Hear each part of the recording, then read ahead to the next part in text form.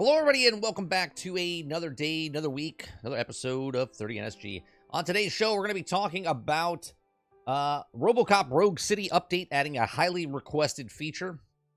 We're going to talk about Netflix considering introducing an in-app purchases ads to its games platform. We're going to talk about rumored critical acclaimed Xbox game could be coming to other platforms. And if we have time, we're going to go over a reaction video of Asmongold responding to a video that was created 9 months ago about Quinfall, if it's a real game or not. That's what's on today's show. If you like what we do here, we do this Monday through Thursday from 10 o'clock in the morning till noon Eastern. You can help us out by hitting that like button, hit that subscribe button. If you'd like to go above and beyond those, you can become a member as little as $5. We do lots of different shows. We do uploads, we do live streams, we do gameplay, we do podcasts. So if you like what we do one of those things. What's going on, chat? What's going on, Dave Rose? What's going on, Travis? Z, Mo, Water, good morning. How's everyone doing? Hope you guys had a good weekend. Let's get started with chat here. Travis says, 30, do you think gamers will ever wake up and realize graphics is the least important part of the game? Or will always be some idiots, people argue about? I think it's the latter of the two. I think there'll always be people, because some people think graphics are the best. Some people like music. Some people like the gameplay. Some people, I think it'll always be like that, Travis. Let's see here. About that incredible resolution and almost real. And how tired somebody. Well, it's funny you guys bring this up, because we're gonna look at the Quinfall MMO that's supposed to be coming out, right? And the problem with this is, I mean, I did it again, folks. I did it again, right? I like to predict stuff. And remember when we talked about the Unreal Engine 5 last year, about the graphics, and I said I'm a little concerned about the Unreal Engine 5 because it makes it so simple for everybody to make a game, and they all kind of look samey. Then you see this MMO come out that's going to come out. It's going to drop real soon. They made it within a year, and yet they've done nothing of their own accord. It's just taking assets that they pay for, throw them in a game, and make it a game. And a lot of people in the video talk about, well, if it's a good game, does it really matter? Yes, it does, at least in my opinion. But we'll get to that later on. So, bring on Avowed. I just want a great gameplay, but nothing is matching the hype from last few years. I think Avowed, me and Lono had a conversation. He's more concentrated on what it looked like before and what it looks like now. And I personally, and you guys know, I'm straight up, I don't care about graphics, right? I don't care about graphics. Graphics to me are the decoration on the cake, right? The icing, whatever you want to call it, right? But I like the substance of the game, right? Story, the music, the gameplay. Graphics to me almost last. I'll be honest with you. Now, obviously, it's kind of weird because graphics are the first thing you see, and that's your first impression, okay? But for me, graphics are like the look, go, oh, that's pretty good. Think about it as a relationship, okay? You're very shallow as a person when you look at someone, and if they're attracted to you. Now, each person is attracted to different people, but you look at the person first, and if they hit that quota in your mind, like, this is a good-looking person, I would like to have a relationship with that person. And then you start to know that person, the depth of that person, okay? And that person is shallow, egotistical. You're like, and they become less beautiful, okay? And that is how games are. The graphics get you in, but then you start playing the gameplay, you start playing the other parts of the game, and you start to realize that the game doesn't look as good anymore, because it can look great, but if the gameplay sucks and everything else of the core mechanics suck, then it's just a bad game. Travis says, looks are the starting point and the destination is what you're saying. That's right. And I get it. You're attracted to the graphics. People are attracted to the graphics. Mo says, Path of Exile, I'm hooked, and I'm upset that I'm hooked. I mean, why are you upset? It should be good. You found something that you haven't found in many years. Rose says, I have a disagree. Graphics are not the most important part, but it's definitely high on the list. You pay good money for these new high-end consoles, and you want them visually appealing. I think that's subjective, bros. And I you can disagree. I think that's subjective, right? Because a lot of the games that are the most popular games in the world are not the most beautiful games in the world, right? I mean, those are facts, right? A lot of the most popular games on the planet are not the best looking graphics in the world. World of Warcraft, good graphics, but they're not like groundbreaking graphics, right? Minecraft, okay? There's lots of games out there that are massively hit, and the graphics are second best.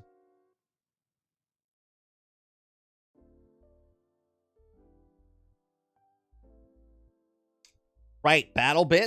That's a good one, Travis. BattleBit Remaster, right? Doesn't look great. That gameplay is fantastic, right? It's good gameplay. Now, don't get me wrong. People look at it and they can play maybe... I can't go back to certain games, right? There's a lot of like pixelated games that come out with. I can't play those. I grew up in an era where I was looking at those type of graphics, and now I don't want those graphics. I want a little bit better. I want the higher standard, but also the gameplay has to be good. Quintar with the gifted 5 memberships. Thank you very much, Quintar. Thanks for becoming a member. That's awesome. Thank you very much. I never really got into Diablo games, maybe Grim Dark, but Path of Exile, after I got off the beach, just hooked me for some reason, and I sunk and died all the time. For Path of Exile, I wanted to get into it. I played with Sarge, and I played with a cousin of ours years and years ago, and I liked it, but I didn't love it. It didn't hook me. I went back to it a couple years ago. Again, didn't hook me.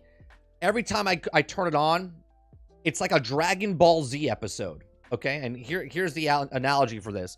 Every time I play Path of Exile, I start on that goddamn beach, okay? I start on that goddamn beach, and I play the game, and then I play a little bit, and then I lose interest, and then I come back. I don't know what I'm doing, so I start a new character. I'm on that goddamn beach. It's like a Dragon Ball Z episode. Every time I play the game, he's charging up. And I'm like, is this the same episode?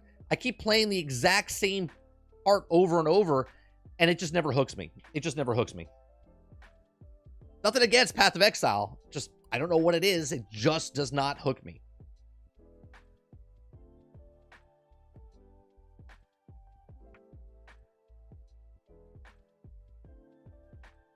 My top 5 important things in games is gameplay, story, performance, microtransactions, and graphics.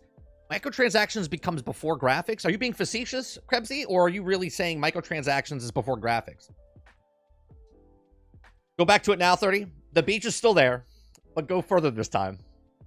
Don't do what 90% of Starfield players do. Don't go into space. Yeah, no. I want to play it, but now here's the second part, Water. Path of Exile is a game that you have to... It's not an MMO, but it is like an MMO, and you have to put a lot of time into it, and I don't know if I want to invest that much time into the game. I don't know. It's weird, but that's just what it is. Like, when we were having the conversation in Discord yesterday, right? You keep trying to play Baldur's Gate 3, but you just can't do it, right?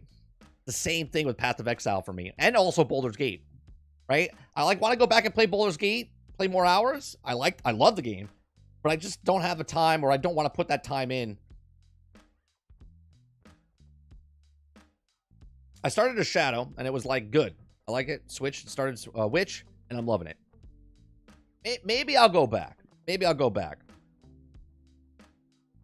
I'd rather make sure the game isn't over encumbered by $20 skins than having a game look a little better. Oh, I see what you're saying. So when you say microtransactions, Krebsy, you're talking about, you want microtransactions, but you want the microtransactions, if it's a battle pass, skins or whatever, but you want to make sure they're good before the graphics, right? You don't want awesome graphics and then shit monetization.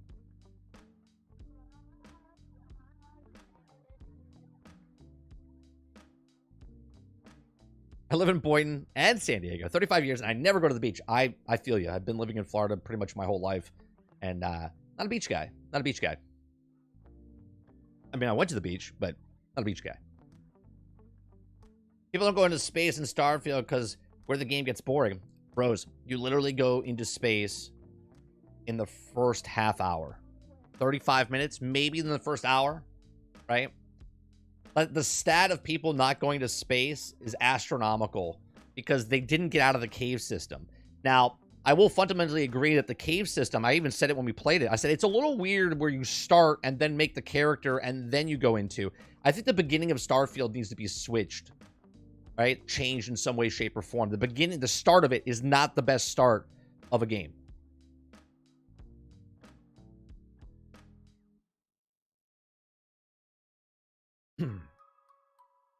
So, all right, let's go with the first story. Oh, and if you guys like our new content we're trying to do, what I'm trying to do is it all depends on what the topic we're talking about. But I have a segment that I do now. I'm putting it up there. It's 30 chatting, or I forget what it's called. What do we call it? Hey, let me look it up. I just posted it. I don't know if I like the name, but I made the thumbnail. Let me see what I called it. Yeah, it's 30 talking to chat about and then the game. We were talking about Starfield last week, and I posted that in the raw footage. It's broken up, but the only reason it's broken up, I'm not editing anything out, like what I said. All it is, it's very choppy, but it's like consistent just of me talking or commenting about chat. So it's choppy because it's taking out all the dead space in between, so it's just constantly moving. So when you come to the live channel, yeah, I pause, I break. There's like empty silence when you're here live, but I try to take certain things and I put it all together, the whole segment, but I just chop out the blank spots. Try to get rid of the ums and whatnot, but so that's I'm trying to put those up. I got the breakout videos that we do for each of the stories. We got the gameplay. Got the podcast. I got a couple people lined up. Just waiting a little closer to announce who I got coming on to the other podcast. We had the first interview with the Kingard a couple weeks ago. I have another person lined up. The Kingard wants to come back, so we're going to have Kingard back on. So it's a lot of content this year. We're going to try to make it lots of different content for you guys. But try to incorporate other content creators more throughout the year.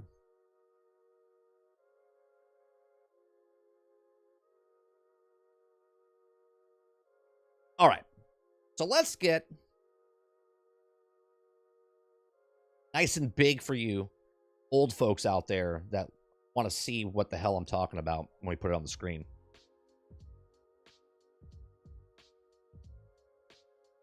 All right. Hello, everybody, and welcome back to another episode of 30 NSG. On today's episode, we're going to be talking about RoboCop Rogue City update, adding a highly requested feature. Now, following the success of RoboCop Rogue City, publisher Nikon said that the highly requested feature will be coming to the game in the future update. Now, fans are surprised of the hit first-person RoboCop Rogue City, which I absolutely loved and adored. And if you followed us from when we first saw it earlier last year in 2023, we're like, I don't know about this. But then they started showing gameplay. And we're like, this looks actually pretty good. Then we played the beta, and I was sold, hook, line, and sinker. I was like, this is definitely a game I'm buying day one. And I put my money where my mouth is. So I bought it day one, and it's a fantastic game. So if you haven't played RoboCop Rogue City, and you like RoboCop, or you just like a first-person shooter, it's a nice little RPG RoboCop that takes place between episodes 2 and 3 in the film industry, and it's a great game, and it's getting love that it should be getting. Right, make a game, sell a game. Right, so it said it received some news to start in 2024 as publisher posted on social media that the game would be receiving a new game plus mode for future update. Now we also said this. I said I wish there was something more by the end of the game. Right, it's a single player game. I played the game. I beat the game. I put down the game. I said at the very end, I go, I wish there was kind of more to do because I had more stuff to unlock in the XP section for the guns and whatnot. And there was really no point to go back in the game because I beat everything. So I said that this game needs a new game plus. I said it needs some sort of DLC to also put towards it. And I don't know if they're going to do it, but I think I would double down if I was them because the game sold very well. It's done very well. And I think they should put more DLC into it. Now, the developer Tyon also released in November of 2023. The story of RoboCop Rogue City takes place between second and third RoboCop films. As the game is also a movie sequel, players don the mantle of a particular cyborg police unit, fought crimes in the dystopian streets of futuristic Detroit between taking the gangs, parking citations. RoboCop Rogue City gave players a glimpse into the life of Alex Murphy, the fallen Detroit police officer who also recruited as RoboCop. Despite the unfortunate circumstances and continued threats from both the gangs in Detroit and the boardroom of the mega corporations, he remained bound to his duty to serve and protect the citizens of Bleak City. Now, with 93% positive rating on Steam, the time for writing RoboCop Rogue City is one of the 2023 surprise hits. As a result, for its success and players' feedback, the publisher took to social media to announce the future plans to bring a new game plus mode to FPS title. Now, they stated in the announcement its coming weeks would touch upon it again, and they asked the players to keep an eye on social media for more information. While others' dates and details were given at the time of writing this, the fact that the game will continue to receive support months after initial release is a good sign for gamers looking to give it a shot. So here's the official thing: RoboCop Rogue City out now. Many citizens have been asking for a new game plus for RoboCop Rogue City. We've heard you, so stay tuned for more information on the topic in the weeks to come. Now, despite the limited list titles, went so far back as NES and the Commodore 64, the RoboCop games have not usually had a staying power as far as movie tie-ins go. However, between the Auto 9 pistol and other upgrades that you can buy throughout the game, RoboCop Rogue City gave players an experience that remained faithful to the movies and inspired it with dedicated fans spotting references to the films. Yeah, overall, look, we talk about, and you can go deeper into this, right? We can go deeper into this by saying, should all games be a live service game? And I know a lot of you would probably say no, but there's a lot of games.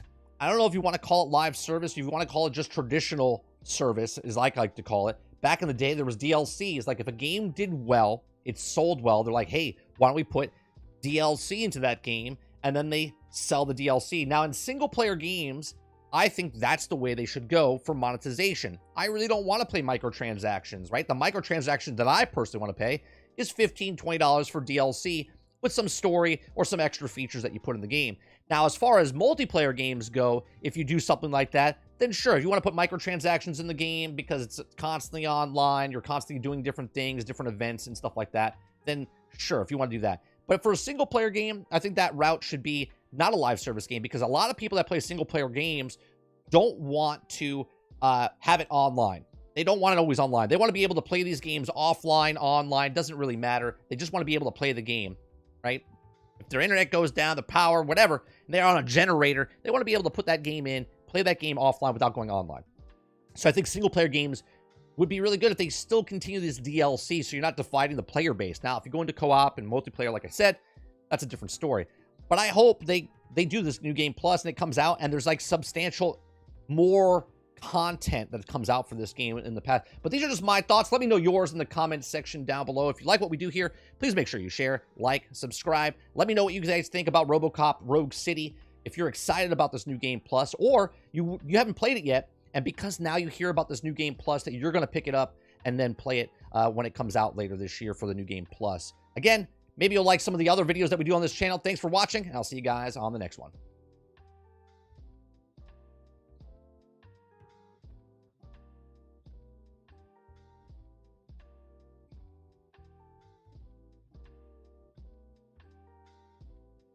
What do you think, chat? You like this RoboCop Rogue City getting a new game plus? I think it's good. I said it when we played it. I said, I wish there was like more to the game. I wish they had like a new game plus, and I'll stand by it. One of my best videos I've created on the channel was Hogwarts Legacy, and I said they should put a new game plus in that game. This is what you guys are saying here. He says stuff like the interview with Kingard. Yes, more. You will be getting more of stuff like that. We do have a guest, a brand new guest that will come onto a podcast later this month. So there's one in January, and I'm trying to line one up right now. A big name. I don't want to say who it is because they haven't officially said they're doing it yet. But I have a big person that's maybe in March or April that I'm lining up.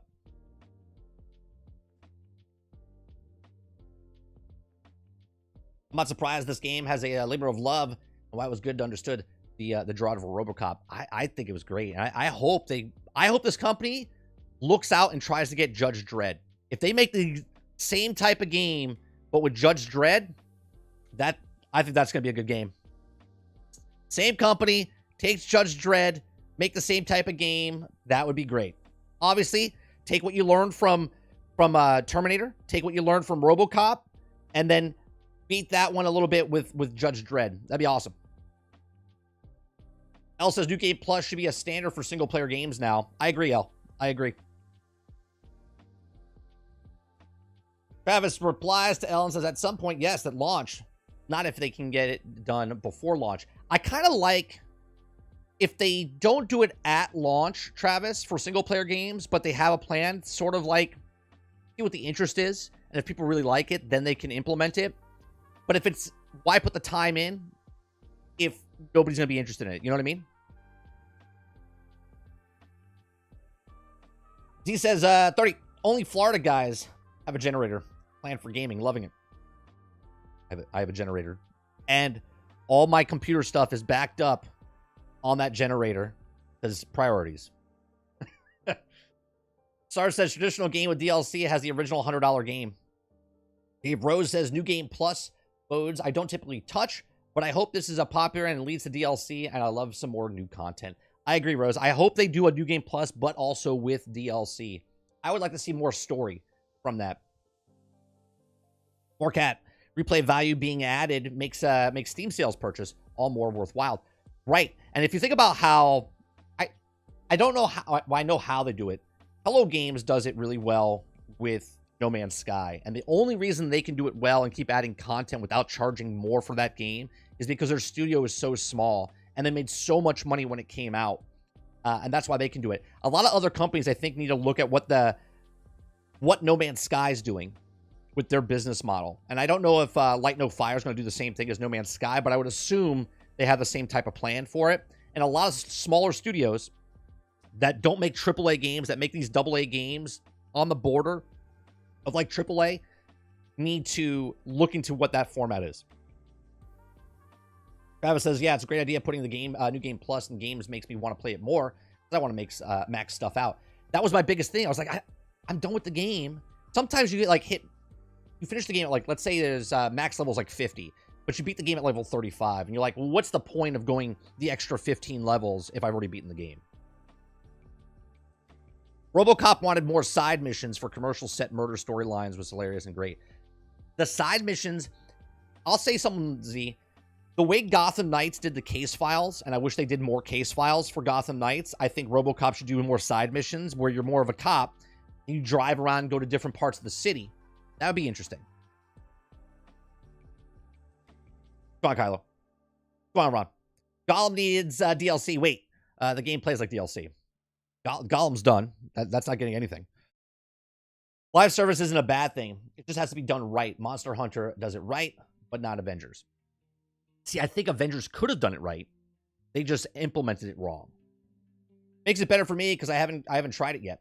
Playing Wizards with Guns at the moment. Wizards with Gun. Wizard with Gun. I remember that game. Go on, Charles.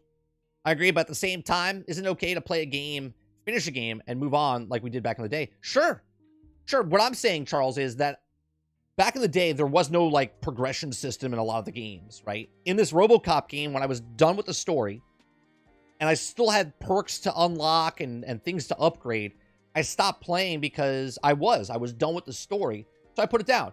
And I think that's fine, but I thought it was kind of weird that they added these systems into the game that you couldn't max out because the drive for me to complete the same quests over and over to level up 15 levels to max out my gun for what is kind of weird, right? So I wish for games like this that add certain things where you're upgrading guns and making your guy better, they give more little content to make you go further in the story or further down the progression tree or whatever that is.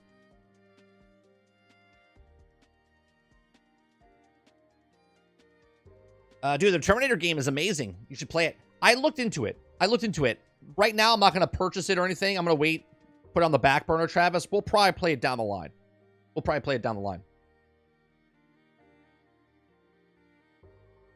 Why add more stories? Save it for Rogue City 2.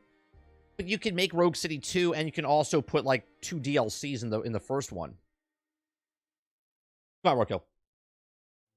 Oh, I got 2 new emotes that we have, and if you don't like them, I can change them. I did some AI stuff. Okay, I have a new salt emote. I don't know if you can tell if it's a salt thing, right? So I'm playing around with that, and then I have a new one for the trash emote. In our Discord, in our feedback section, I posted 2 pictures of 2 trash cans, right? I have one that you can see, actually. This is what they look like. Let me bring it up. Let me bring it up so you guys can see.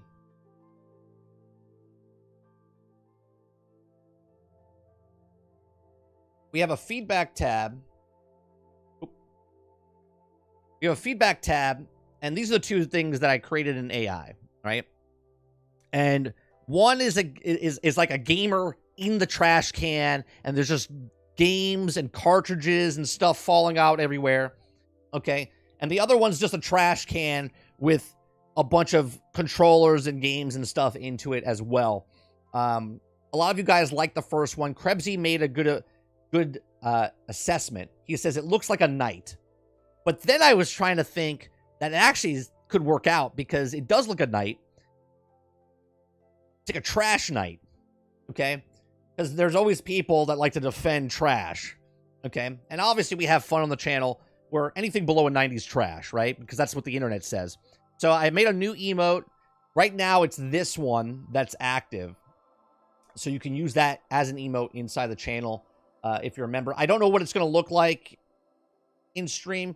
Check it out. And then we have a salt emote as well that I put in there, which I don't really like. I'm not in love with it, but it's a salt emote regardless.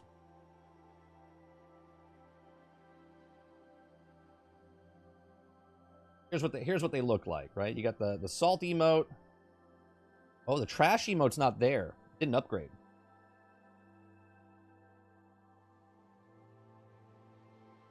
The command contains an invalid emoji. Try again.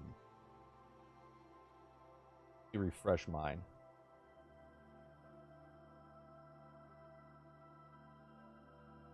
There we go. There we go. Yeah. It's kind of hard to tell, especially, right? The Regal Knight of Trash, yeah. It's kind of hard to tell. I mean, obviously, me telling you what it is and you guys knowing it or whatever. But let me know if you guys like it. If you don't like it, we can change it up. We can change it up. I don't like how it doesn't show it inside of chat on the screen. L says Game Pass equals trash. See, I think it works together. You got the salt emote, and you can put the thing right. It's not about having a like head-to-head competition. You know what I mean? It's about having fun, right? Our channel is fun. It's just conversation, right? And I'm giving you guys things that you can put together. Make the knight with a body of a full trash can. We could experiment. The problem is it's so tiny. It's so tiny, Z.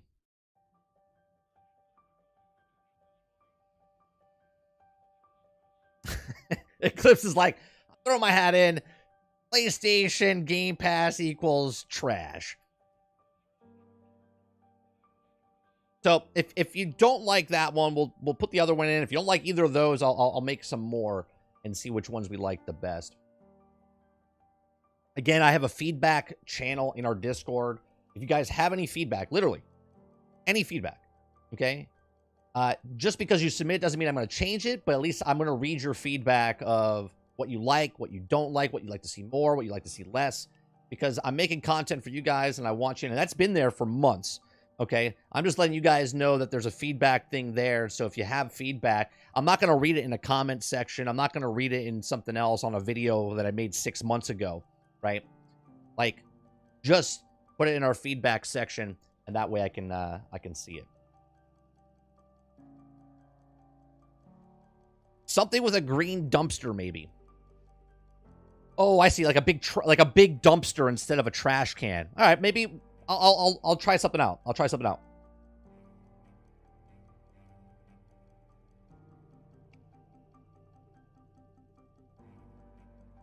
If it's not 8K, 240 frames per second, it's trash. Right, Kylo.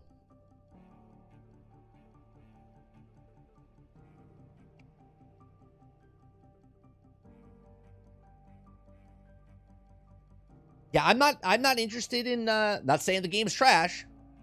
I want to preempt that. I'm not interested in The Last Ronin, and it's not because I don't have a PlayStation. Even if I had a PlayStation, I would probably get Ghost of Tsushima before I got The Last Ronin. Or is that what it's called? Last of the Ronin, or just Ronin?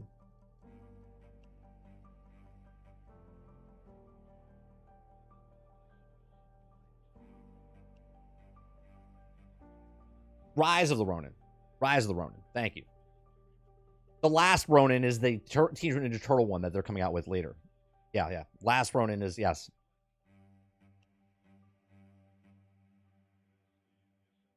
No, yeah, it's just not for me, Rose. It's just not for me. I'm not taking shots at it in any way, shape, or form. It's just something I'm not interested in.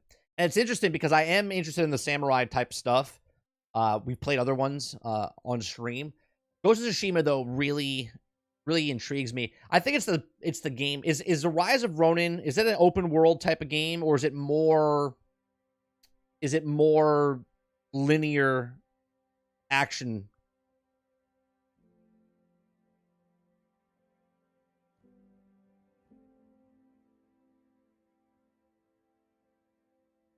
It is open world?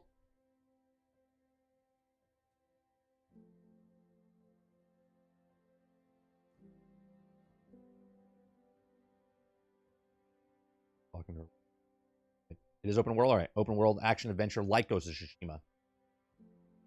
Well, I like to see what people say now. When a game comes out and they play it, I wonder which one they'll like better. I wonder if they'll like Rise of Ronin or if they like Ghost of Tsushima better. If they're both open world, samurai-esque type of games. Now, that would be a game, Travis, that you asked the other day, is it fair to compare one game to another, right? That would be a game that you could compare because they're both open world-esque type of games. In the similar style. They made it very clear it's closer to Tsushima than the Souls. Oh, thank God. Stellar Blade, you guys showed me. I didn't know anything about it until last week when you guys brought it up, and that does look good. It does look good. Yeah, Stellar Blade looks good.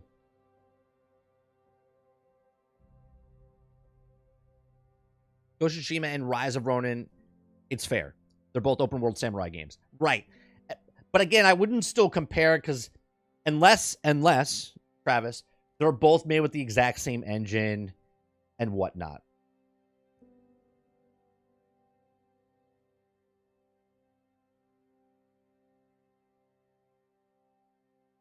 Oh, are you talking about Black Myth? Oh, that game looks sick. That game looks sick.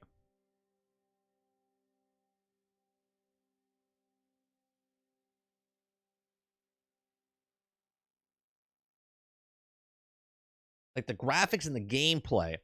The graphics are very appealing for that game when you first see it. Then you watch the gameplay of them fighting, and then that is what really sells it to me. I'm like, look at that gameplay. Look at the movement. No, it's not that one? Okay, it's a completely different game? All right, but Black Myth Wukong, that thing looks sick.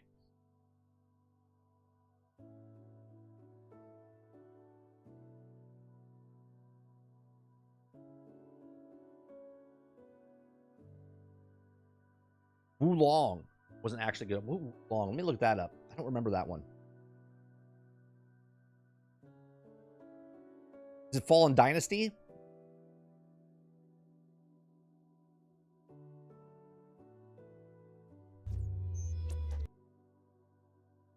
Is this the one you're talking about?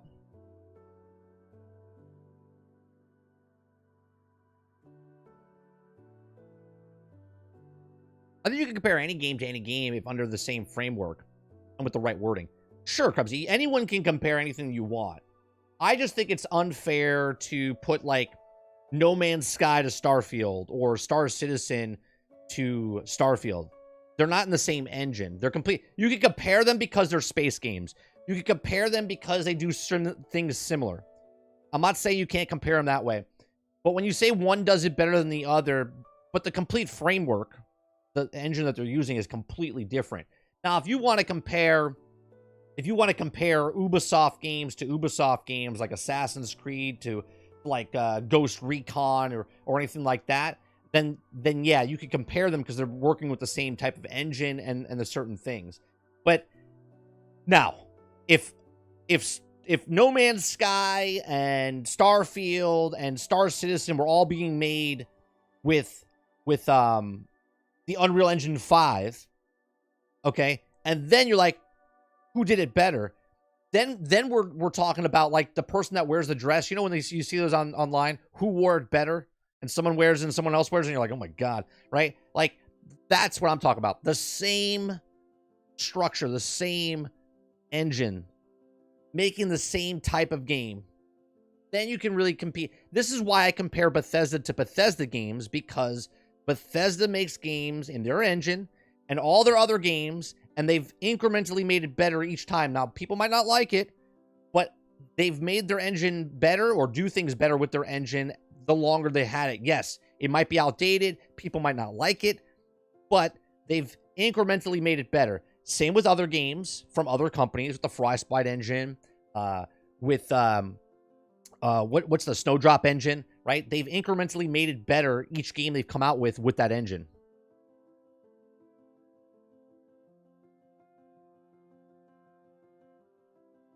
If you want to compare COD to Elden Ring, go for it. You just need to establish what you're comparing it to and have full faith in comparison to properly argue it. Correct. Right? Like if the menu system, if you want to compare the menu system from COD to like Skyrim, and you're like, well, this menu system is better and I like the way they do it. Sure. As long as you want to compare something, but just make sure you have a good argument around it. Dave Rose says, Rise of Ronin looks way better than Wulong. That game was trash. I've never played that game either. So, Rose, I've never played this Wulong game. I want to compare Starfield to My Name is Mayo. That's fair, right? Sure, why not?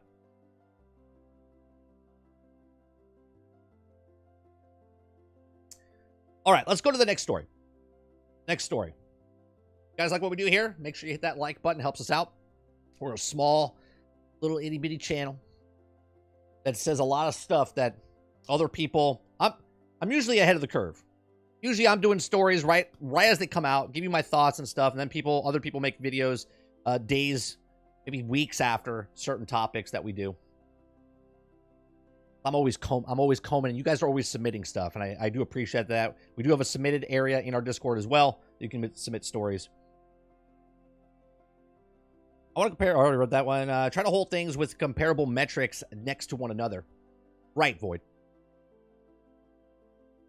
I play all ninja and samurai games. I love Japanese culture and mythos. All right. Let's go for the next conversation here. Hello, everybody, and welcome back to another episode of 30NSG. On today's episode, we're going to be talking about Netflix considering introducing an in-app purchases adds to its games platform. Let me do that again. I didn't like that at all. Hello, everybody, and welcome back to another episode of 30NSG. On today's episode, we're going to be talking about Netflix considering introducing a in-app purchases adds to its games platform. Over 2 years after it launched built-in gaming platform into regular subscription service, Netflix is finally trying to figure out how to make money off the video games. This comes from a Wall Street Journal report, which cites people familiar with the discussion, internally and streaming giant. According to the sources, internal conversations at Netflix have recently included a number of suggestions on how to capitalize Netflix games, including adding in-app purchases, charging premiums for certain games, or intriguing games with ads. Integrating. I'm okay today. Or integrating games with ads in them as a new Netflix ad support tier. In any of these implemented would mark a significant shift for Netflix games. Up to this point, Netflix has offered a playable game library to all Netflix memberships without ads for no extra charge. By the end of 2023, Netflix reported it had 86 total games available on the service and 90 more in development in 2023. Specifically, it brought third-party games like GTA Trilogy for the service, alongside internal development games like Oxenfree 2. Now, we did play Oxenfree 2, but we didn't play it on the mobile device. I would like to know if any of you guys have played any of these games on the Netflix app on your phone. If you did, let me know in the comment section down below. Also, let me know in the live stream. And yet, Netflix has struggled to get many of the subscribers to actually play them. As of October 2022, 1 year after the service launched, less than 1% of Netflix subscribers were playing Netflix games. Shocker. I mean, if I'm a content creator, which I am, and I make certain types of videos and people come to you, and then all of a sudden you switch that content to something else and you're like, well, no one's watching my stuff. I mean, not surprising, right? Because you're known for one thing. Netflix is known for watching movies. They're not known for making games or playing games. And now they're getting into the gaming market, and now all of a sudden they're like, well, no one's playing our games. I know. Let's add ads. It's a bold move, Cotton. Let's see how it works out for them. And in this past October, with another year and over and 3 times the games it had at launch, the percentage doesn't seem to have improved any. It's not an especially promising start for the service that is shelling out the cash for acquired companies like Night School Studios, Building Eternal Studios, and Court Famous, developers like former Halo boss Joseph Staten. Now, the Wall Street Journal suggests that per analyst that the Netflix has spent about $1 billion during its games business thus far. But new monetization strategies are the only tactics Netflix seems to be willing to try. In March of last year, someone discovered code with the Netflix app indicating that the company is experimenting with running games on TVs using smartphones as controllers. That's interesting. It's also been exploring cloud gaming offerings. According to multiple job listings, if implemented, both of these strategies could help expand the user base, which is for now is limited to those interested in playing games for those phones via the app. Now, for now, there's also possibilities of limited discussion and a rumored Netflix current stated plans for the new year are thus far more the same, aka more new games releases. These include Cozy Grove, Camp Spirit, Sonic Mania Plus, Hades, Game Dev Tycoon. Netflix is also working on Rebel Moon game developed by Super Evil Megacorp and the game set in Squid Game universe. So this is interesting, right? So we've talked about Netflix in the past, and in my opinion, right, and that's what all these are. I read the news, give you my thoughts and opinions. I think this is very interesting, right? Right now, as we stand in the beginning of 2024, we look at Netflix going, this will never work, right? I literally just said, it's a bold move, Cotton. Let's see if it works out for them. And all of us look at this and say, there's no way that Netflix can make it. But people also said that when Netflix first came out, when they were going up against the other conglomerate giants of Hollywood Video and Blockbuster Video, okay? These people came in out of nowhere, made this service, and everyone's like, this is never going to make it. No one's ever going to get these things mailed to them and then digitally happen, and then everyone got the digital, and Netflix, the rest is history. So here we are in a different landscape right now. Now, obviously, we're looking right now going, there's no way Netflix is going to be competing with PlayStation, with Nintendo, with Microsoft. But if you just hear that they're trying to get it on television sets, right? And Xbox said that they're also not competing with PlayStation and Nintendo anymore. They're trying to get into a different market. They're worried about Google. They're worried about Amazon. They're worried about other companies like that. And Netflix is one of them. Netflix is the top seller in video, okay? In video for films and television, okay? And comedy specials now. Okay, they're at a saturation point, and they're trying to grow now, trying to get into that gaming market, because the gaming market is a multiple billion-dollar industry. So now they're trying to get into that market, and now they're kind of creeping into what Microsoft's trying to do, where Microsoft is trying to get Game Pass on the television sets and laptops, and the only other person that's doing that right now is Amazon. Amazon can do exactly the same thing, okay? Google could do the same thing, but Stadia didn't work out very much for them. And here comes Netflix, making the games, 86 games already out, 90 more in development, trying to get them on television sets, and you can use your controller, your cell phone as your controller, which is a very interesting move. So let's fast forward now. Let's go to 2030. What does the landscape look like? We could have completely different landscape. Sure, Nintendo and PlayStation will still be here in the console area, but now Microsoft, Apple, Amazon, and Netflix could be like the future of where the gaming platform goes. And again, saying that right now, people look at it and go, there's no way that's going to happen, but none of us can predict the future. But them moving in this format, going this way, this is very interesting to see what happens with the digital force, with the cloud gaming, and where Netflix goes. It'd be really strange all of a sudden if 7 years from now, we're talking about Netflix as a very competitor for gaming. These are just my thoughts. Let me know yours in the comments section down below. What do you think? Do you think Netflix is going to be able to compete with the other gaming platforms out there? They're putting the money into it, $1 billion into their business to make games, first party, bring in third party games. Let me know in the comment section down below. Let me know in chat right here. If you like what we do here, please make sure you share, like, and subscribe. And if you like it, check out some of the other videos that we do on the channel. Thanks for watching.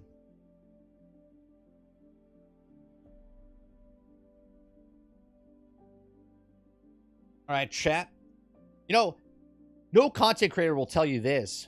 If you guys are watching my broadcasts afterwards, if you're watching my videos, I'm gonna give you a tip. Okay, I'm gonna give you a tip. Maybe you like my videos, but you're like, you know what? They're a little too long. Put them at 1.5.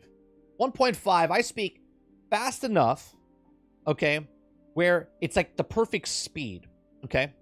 So if I have a 6-minute video, you could do it in 1.5 speed. Just tip, right? Right? Watch me at 1.5 speed. You could watch more videos on YouTube. You could watch my video and someone else's in the same. Okay.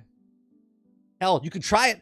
You could press it and try to go 2.0. It's gonna be a little hard. A little hard.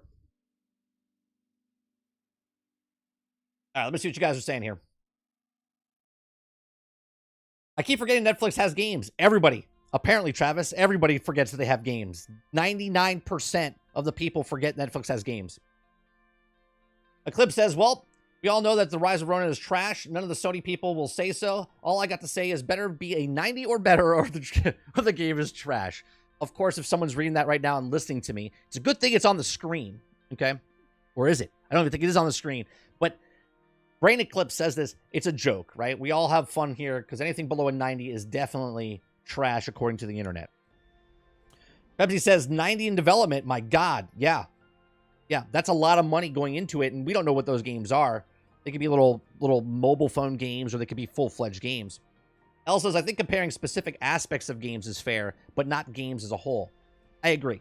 I agree, Elle. And again, like what Krebsy said, if you want to compare certain things, like if you want to compare Call of Duty's gunplay to like Destiny, right? You can make that comparison and say which one's better or not, which one's smoother with the gunplay in certain games, right? But if you want to compare it in other ways, shape, or form, I think it starts to break down a little bit because they're completely different engines.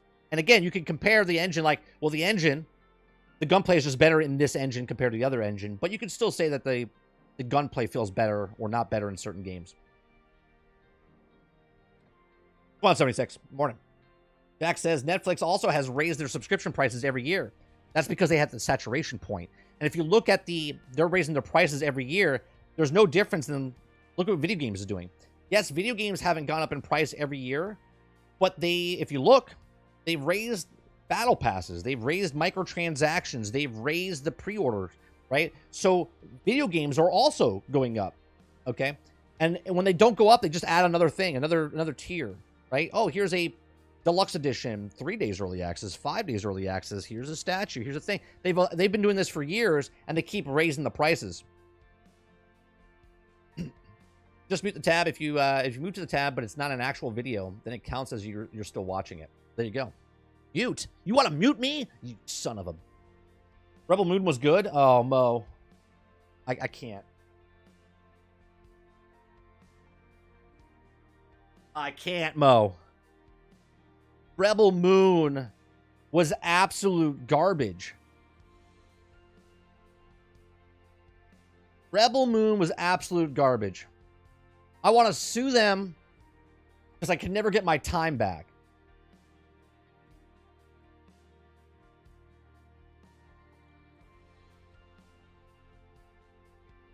Oh. I'm going to make a mental note of that, Mo. That's where that's going to stand. We're going to move on. Intervoid says, yeah, though, I've tried to enter a sphere and failed possible. Just not sure if I can get a significant foothold. For what, Void? What are you... Did I miss something else that you said? I missed it. You know what kind of trash games they're working on? Get Netflix? Yeah, we know. Go on, Ghost Fixer. I found out 2 real games I like from Netflix Games app. Playing GTA game on the phone is weird. Is it good, though? Like, is anyone playing? Ramsey says, I wonder if GameStop will be going down the road like Netflix. They made a few games in the past. As far as they need to do something before they are done with the dodos. Oh, you think GameStop... You think GameStop's going to be a publisher?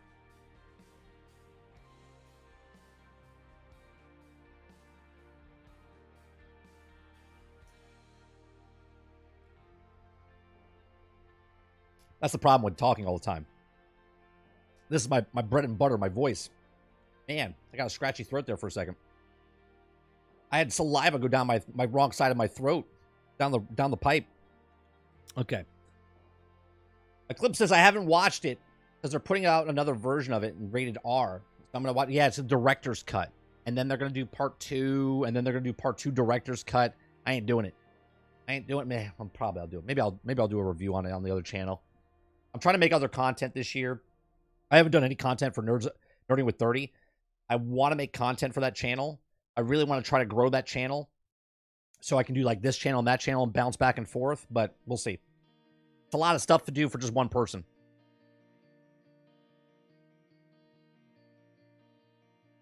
Got a member of the cult, Snyder here, 30. Seriously, that movie is terrible. Dave Rose says Rebel Moon was awful. It was fucking dollar store Star Wars. Don't even compare it to the original Star Wars. That's what Zack Snyder wanted you to do. He wanted you to think it was like a Star Wars. There was no coherent story. There was no coherent story. All the people that were there were terrible. It was like they took... Goddamn you, Mo. We're going down this rabbit hole now with Rebel Moon. Okay? They took this goddamn story and took like Star Wars, Lord of the Rings, Narnia, Harry Potter. They took all of these things, nothing original, and they just stole it from other films. Not even inspiration. Literally just stole it from other films. Put it in one pile of garbage. Okay? Pile of garbage and put it out there. Like it was terrible.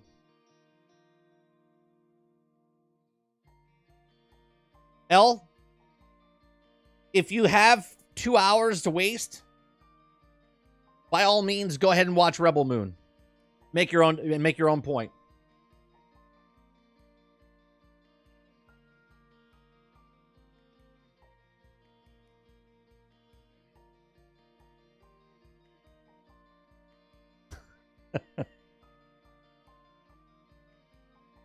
We're so bad. Rebel Moon was so bad. You know what the worst part is? I'm going to watch the second part because I want to see how this trash fire ends. But this is what I'm not going to do. I'm not going to watch the first week. I'm not going to watch the first month. I'm going to wait till it's out there so I'm not one of those statistics that they put on a stream and go, well, 5.6 million people watched it. So successful. No, because people wanted to see a car wreck, right? I'm not going to watch it day 1, week 1, month 1. I'm going to wait until they're not even keeping track of the goddamn thing anymore, and then I'll watch it there.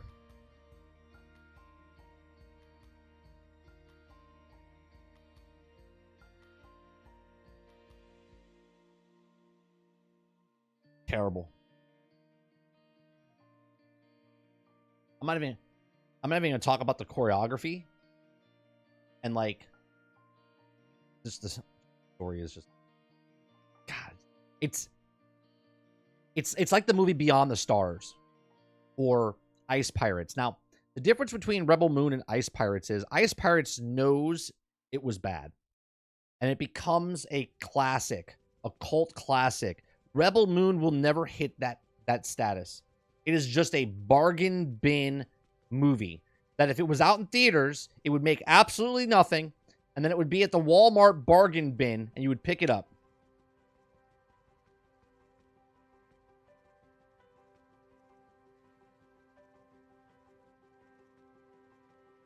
I'm not doing it, Travis. That's another video for my other channel. Ghost Fixer says, not gonna lie, I like the trailer more than Rebel Moon than watching it. It was just meh. Acting was terrible. Adding up watching it while listening to heavy music.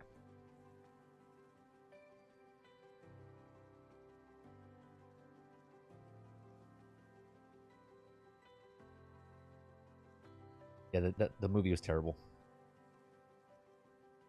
Let me see. I gotta see something. We gotta go to okay. Let's see what it did. See what it's got. Let's see. Rebel Moon.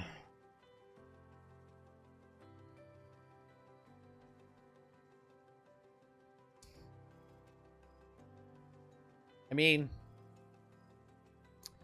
we know what percentage you're in, Mo. And again, you chew your own food, and that's fine.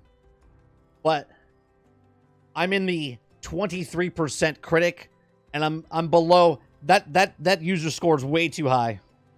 That user score, audience score is way too high. I would give it maybe a 10. A 10.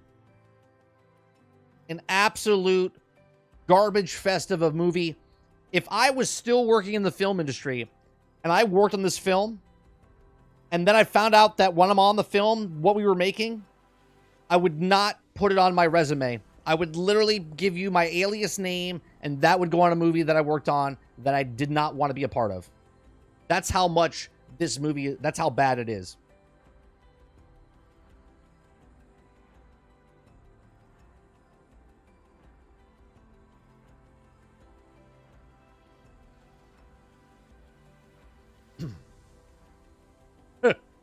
Terrible. Terrible.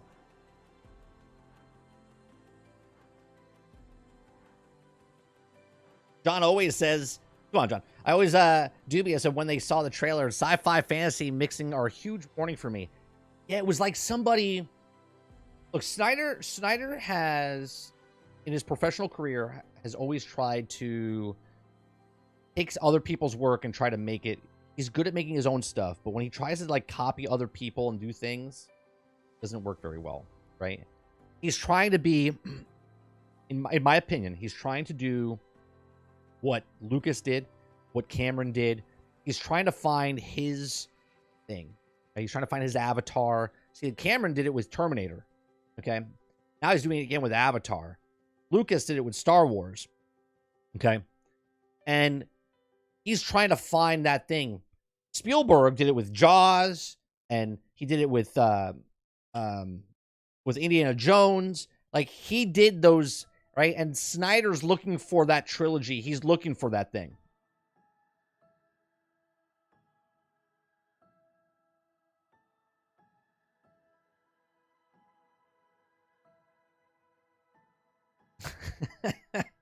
Ron says, Rebel Moon game coming soon from the makers of Kong Skull Island.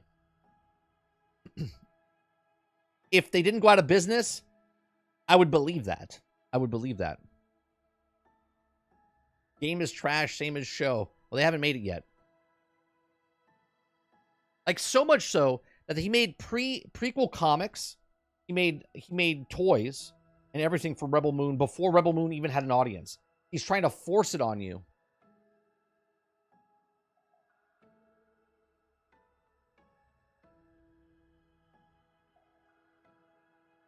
Stemo, the difference is, I can agree that you like something, and right, but you have to admit, when the masses, right, like, I like a lot of games that the masses don't like, okay, and I can like that game and I can have fun, but I can, in reality, I can admit that that game was a bad game, or that show was a bad show, or it was a bad movie, and the facts are that the populace also thinks it's bad. So regardless if you like something or you don't, the public's opinion is what the masses make if a thing is successful or not successful. Okay? Regardless if you like it or not. Okay? So if Rebel Moon is so successful, we'll see how the toys sell. We'll see how the comic books sell. We'll see how good the movie. Now, see, the movies were already created. So part 2's coming out regardless if it was good or bad. right? Everyone says Avatar is just a mid-film, but $2 billion later says otherwise, right? Call of Duty is a mid-game, but yet the 30 million copies sold every single year says otherwise. The population speaks if a thing is bad or good, right?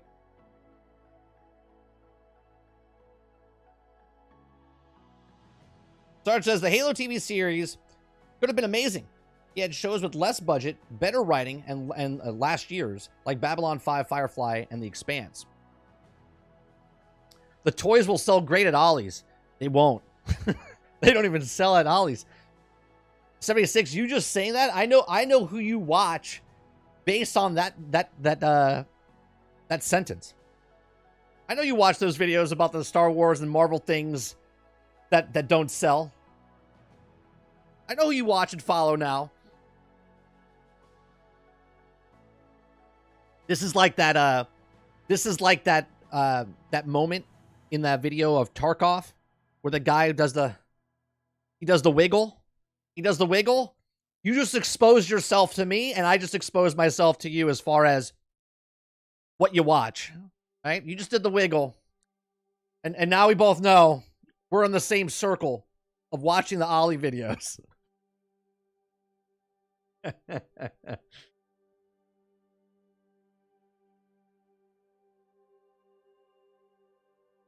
No, it's the motto of it, Travis, is what's it called? I have Ollies down the road and check. Yeah, sure. I mean, I do too, but honestly, it's a store, and their motto, Travis, is good stuff cheap. It's a box store. It's a I don't know if it's a franchise, but they're spreading all over the place. There's a hit and miss type of thing there. You can find really good stuff, products, toys, or whatnot. Sometimes you get the popular toys that go there, and then other times you get the shit toys that don't sell in the big stores or online, and they ship it to Ollie's, and then they just sit there and burn.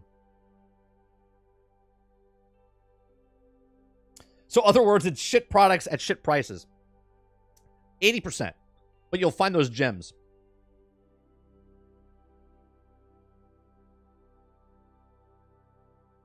Yeah, you'll find some good stuff in there.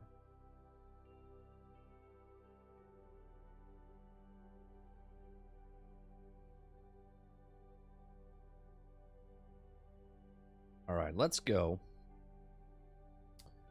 with topic number 3.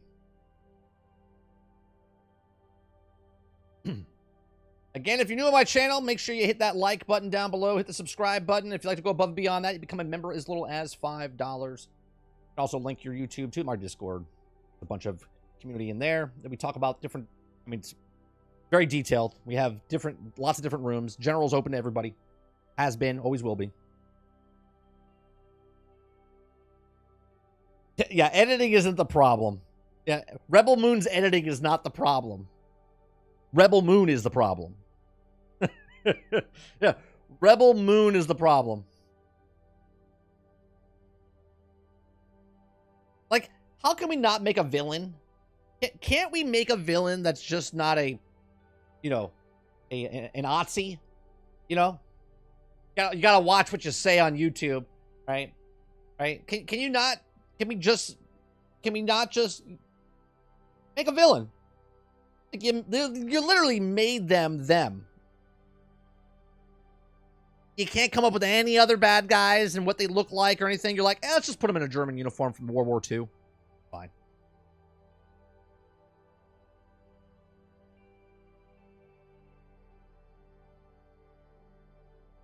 Go on, Jesse Mac. All right. Hello, everybody, and welcome back to another episode of 30NSG. On today's episode, we're going to be talking about rumor.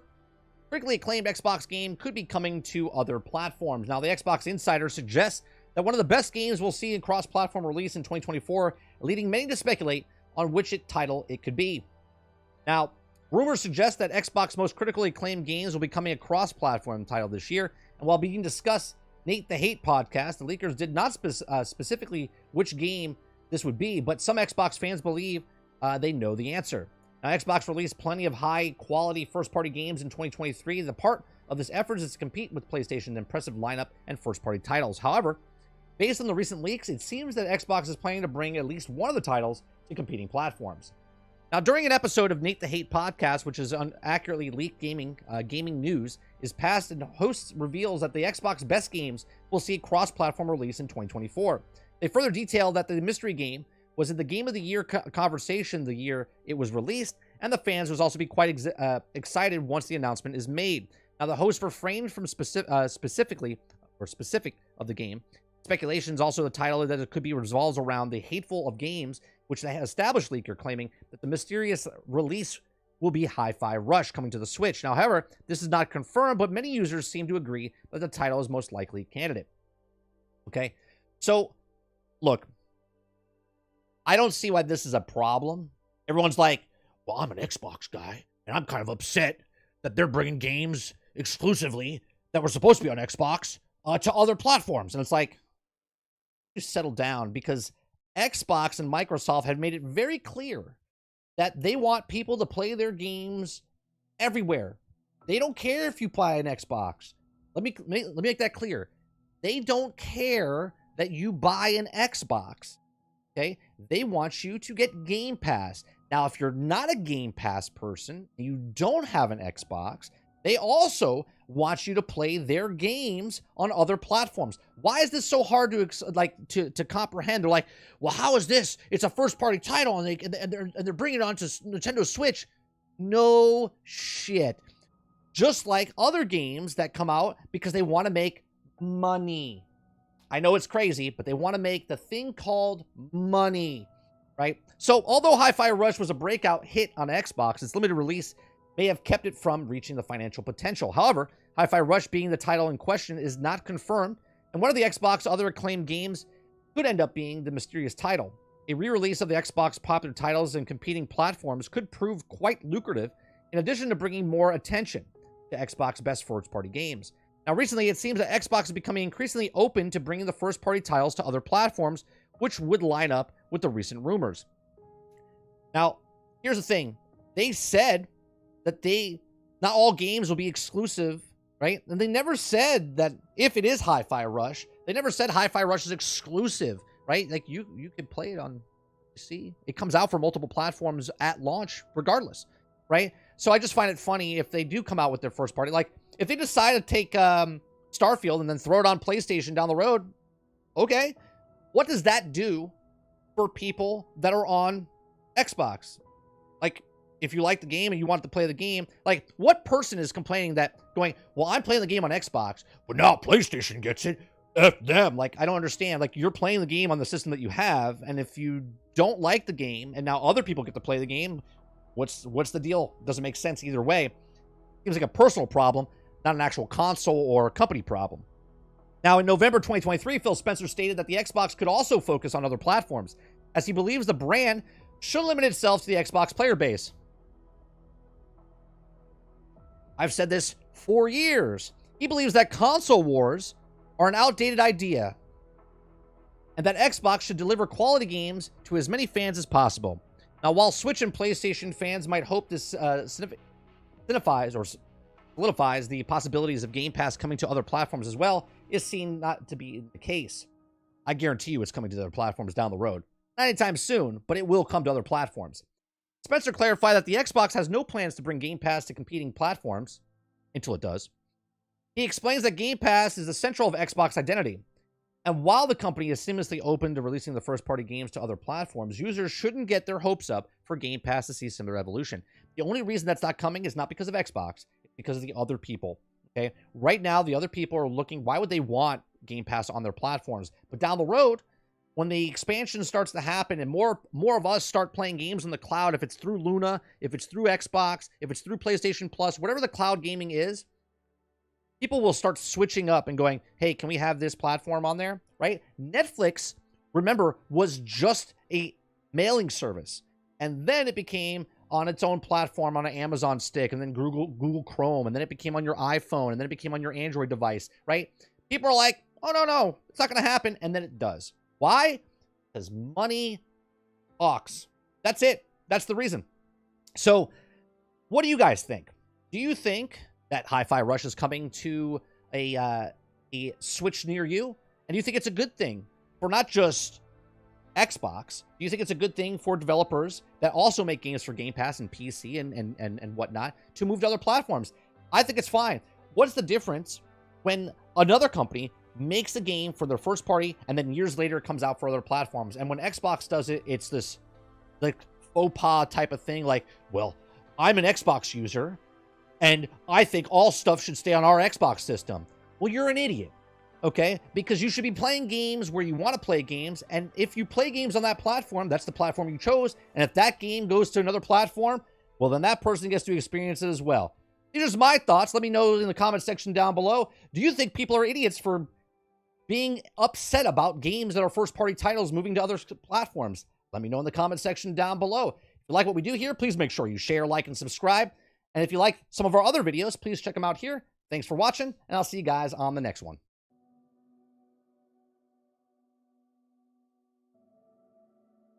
I think it's the stupidest thing ever. And I mean that. The stupidest thing ever.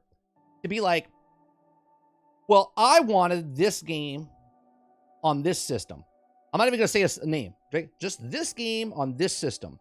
And then you buy that system because you're hyped for that system.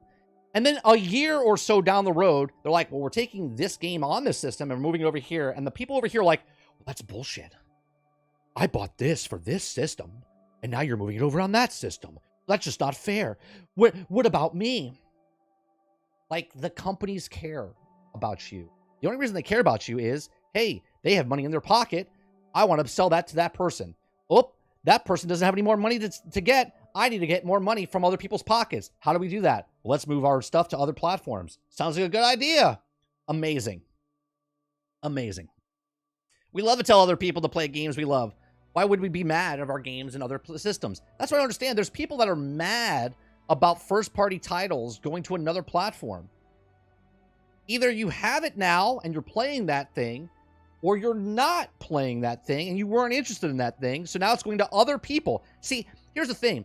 If more people were interested in that game, they would have bought it and played that game, and they wouldn't need to go to another system, because they would have made all the money that they wanted from this system, but it didn't make that much or enough from us on this system, so they decided to move it to somebody else. Seems like a smart decision to me. Krebsy Gaming says, Travis, you are a few months behind. Phil said this, lost the console awards months ago. I think he said it like 2 years ago, didn't he? At this point, good thing they're carving out their own section now, which I said they were going to cut out their own section 4 years ago, right? When they were coming out with the Xbox Series S and X. Kylo says, I can care less if Xbox have to follow the pony trend and freaking out when Sony's first parties go to PC. Yeah, it's ridiculous. Because they feel invalidates their purchase. So this is what I love, Travis. I love when a brand new television comes out and someone pays $3,000 for the 60-inch television set, right? And then like 2 years down the line, the same exact television is on sale now, and it's only like $600. And then someone buys it for $600 and they're like, wait a minute, you bought that for $600? I paid $3,000 for it. Well, I don't know what to tell you, man. You wanted to keep up with the Joneses and you paid $3,000. I paid $600. I don't know what to tell you, right? More people buy it, price comes down. That's business. That's business. I never understood the invalidates their purchase thing. I never understood that. Do you know what I mean?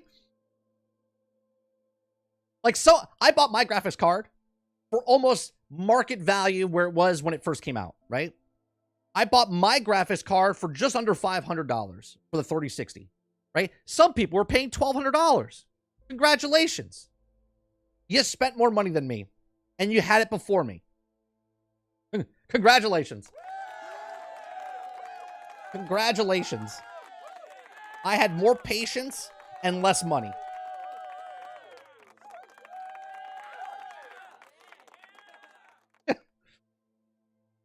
Also got 10 hours into Baldur's Gate 3 and very much enjoying it. Runs great on PC.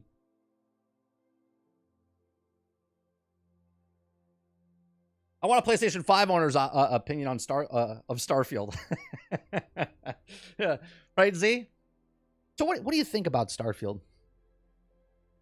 I think it's trash. I didn't play it. Hell, we saw the stats though, Z. Half the population on either Steam or Xbox.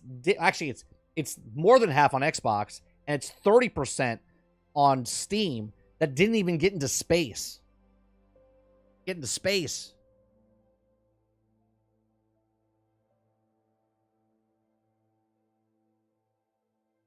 So we have somewhere between 5 and 7 million people out of the 13 million that didn't get to space, and then that shrinks even more of getting to level 5.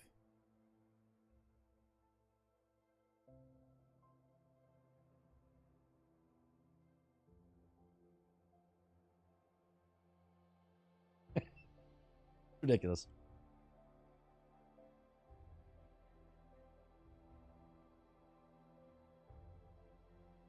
On PlayStation 5, and it's my only thing. There's my thoughts. There you go. See, I don't comment on things I don't really know about. Like, I didn't play Spider-Man 2, and the only comment that I can make is based on other people's comments, right? Like reviews and stuff, and we can talk about the reviews, but I can't talk about the game because I didn't play the game, right? And even if I watch someone play the full game, I truly still can't talk about that game in a playing aspect. I can only watch or talk about it by watching it, which some games feel different, right? And the best way I can describe this is if you watch any kind of VR game, it looks crap. But if you play that VR game, it's a completely different experience. Completely different experience. Kylo Green says, I wonder if the Steam refunds count towards the percentage. Say that they played the game for 10 minutes and never got into space. Is there still part of the percentage of players? Yeah, because if the people bought it and they downloaded it, started the game, it's not going to delete the achievement from the list if someone got it. Do you know what I mean? It's just gonna, it activated it and then it returns it. I don't think that number goes away once it gets refunded. I think that this is how many people bought it. We don't know the refunds or anything like that. And I'm assuming, I don't know, if someone's in that field and knows for a fact that Steam's refunds take away the percentage of count from that, please let me know. But I don't think it works that way. I don't think it works that way.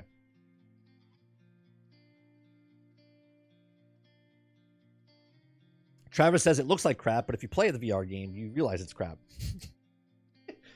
True, but at the same time, but you know what I mean? Like, you know it's bad after you play it, but if you look at it, usually VR games, it's different in VR games because VR games, when you play it, you're like, wow, it looks like shit. I played a coffee game where I'm a coffee barista, and the people in front of me are just like cardboard cutouts, and it looked very simple and ridiculous. But then I started playing, right? And on a mobile game, it would just be one of those like click thing type of things, right? But in a VR space, I'm like making I'm grinding the coffee, I'm making the espresso, and I'm handing the drinks to the cardboard cutouts. And it's a completely different experience, right? Is it an enjoyable game? Sure, for certain people. But what I'm saying is, if you look at something, it's not going to be as thrilling as you're playing it.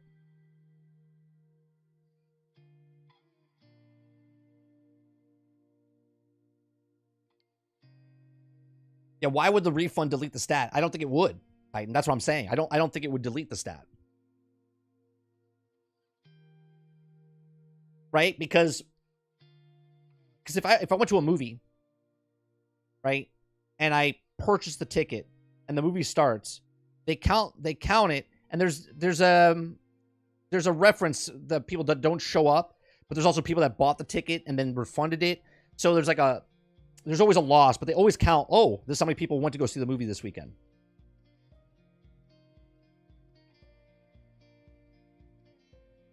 Or they don't count the state till they're 2 hours in, or the stat until they're 2 hours in. No, that's true, because you can actually go into space and the achievement happens instantaneously. So even if they have less than 2 hours, but they unlocked an achievement, that achievement would be unlocked, and it would count for it. Did you say thrilling for a coffee barista game? What the fuck is happening? I didn't say thrilling. I didn't say thrilling. All I said was it was interesting when a barista, when you're playing visually, it looks very simplistic, but then when you're actually playing and you're in the game, it's much different. Paper Barista VR. I don't know what it's called actually. It was made by one person, and it was in the free category just to play it. Like submitted by just a user.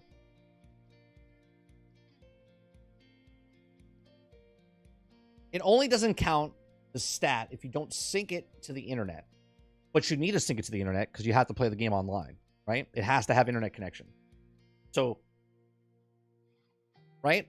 I think you have to have the game attached to online, is it not? Or am I mistaken? I mean, specifically, we're talking about Starfield for this instance.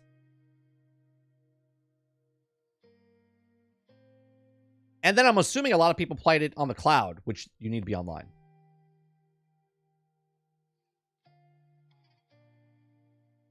I completed Cyberpunk 2077 ending, was under 8% for almost 2 years. Too many did not play the end refund, or everyone hated Johnny Silverhand. A lot of people, what I've noticed, Z, I've been playing Ghostbusters Spirits Unleashed, right? I've only been played for 4 hours. I played for 4 hours. I unlocked an achievement that only 14% of the population got, and the game's been out for like 16 months. Okay? Which I'm like, the more I look at these achievements for like basic achievements, like you can stumble across this achievement, okay, shows me how many people don't complete games or even play games. They buy games, they try games, they put that game down. Lots and lots of people. There's more people that buy a game and don't finish it or don't play it more than 5 hours than people that buy the game, complete the game, and go on to another game. There's so many more people that just buy a game, play it for a couple of hours, get bored, whatever, get busy, put it down, and then go, oh, another game coming out? Yeah, I'm going to pick that up. Krebsy says, what I mean is, you can get an achievement in the first 2 hours, such as 5 minutes in, but those stats wouldn't count until 2 hours in. Not what's happened, or not what happens. What they could do. Oh, I got you. Not what happens, but what they could do. Sure. Sure. Make the first achievements not happen until after the first 2 hours. That would be different because then there are people that want those achievements and they come out real fast and like, oh, it's like that collecting thing. Achievement hunters.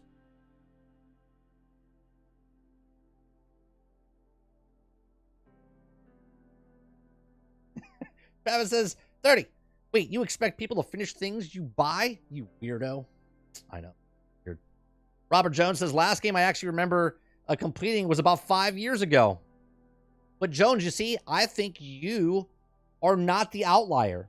I truly believe the more I look at achievements on Steam, on Xbox, the more I think more people are like you than like me.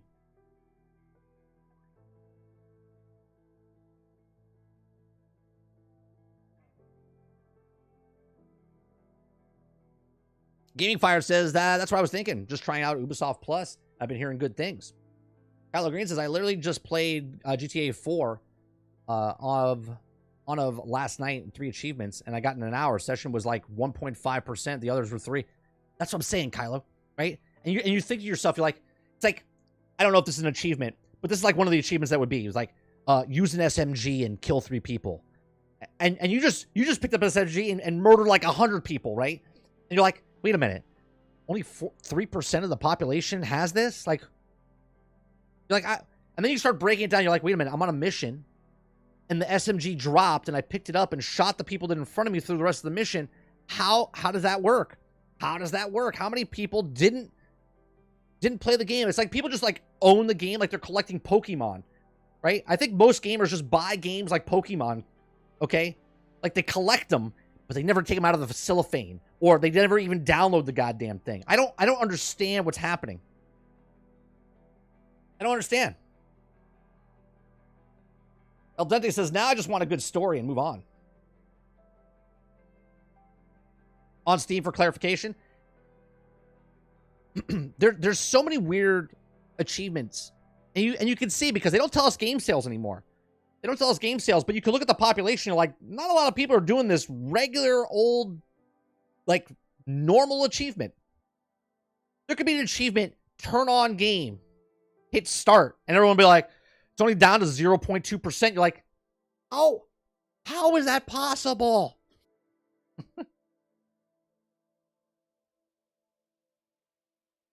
Congratulations, you hit start in the video game. Yeah, I got my achievement. Time to put the game down. Second achievement, it says hit select. 30 seconds later, it drops 50%.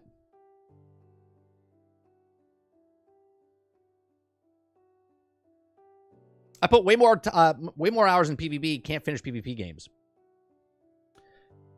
Sure, but you can get achievements in PvP games. If I go into PvP games and look at the PvP stats and see how many people did PvP certain things, still can tell people don't play the game. He's like, SMGs suck. Pistol and snipers, thank you very much. I used to collect them Pokemon cards, but I completely stopped and I got bored. They were getting 180 at darts, winning a game of pool, and getting highest scores 1.5%. Get platinum for turning it on. You guys got it? Yeah, I got platinum. It just gives you all the achievements at once. All you got to do is, I pressed A. I pressed X. Yay! 15% of the people pressed B. And you're like, oh my God, I'm one of the 15%.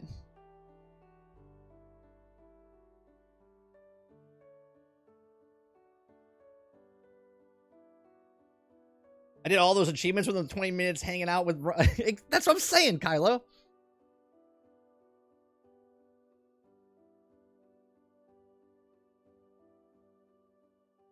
I can look at some of the achievements and you're just like, what? Here, I want to look at what's a popular game? What's a popular game? PvP game. The finals, right? The finals. Finals right now. Free to play game. Right? Free to play game. Where do I go for the achievement list? Steam achievements. Oh, wait. That's Steam achievements. We have... Here we go. Okay. This is the most popular game right now on Steam. The numbers are excruciating. They're going through the roof. Let's check out some of the stats in this PvP game. Nothing but PvP, right? Nothing but PvP. Med student. Revive a teammate. Revive a teammate. 25% of the people have not revived anybody. Maybe they just don't want to revive anybody. Maybe they just don't want to revive anybody, right? I would not play with those assholes. In a 3v3v3 game, I wouldn't play with these assholes, the 25%. Okay? Returning contestant. Play 3 rounds of quick cash. 50%, almost 50%, okay? 43% of the population hasn't played 3 rounds of quick cash. Okay? Insert a cash box into a cash out station, which is the point of the game. Point of the game is to get the cash and put it in the cash out station. 45% of the population hasn't done this. Okay? Complete the tutorial. Complete the tutorial. Now, I don't know if the tutorial is mandatory. I don't think it is. But 50% of the people haven't done the tutorial. Here's a nice one. Life of the party. Play 10 rounds in a party. Okay, maybe people like to play solo. Lots of solo players. 70%, right? 70% you can play by yourself or like to play by themselves.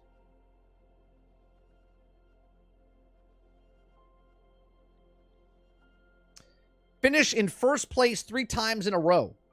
Very small. Yeah, this is a free-to-play game, Krebsy. That's right. I picked a popular free-to-play game and we're looking at the stats. Okay. Let's see. Get a headshot elimination with the last bullet in the magazine of your primary weapon. Okay.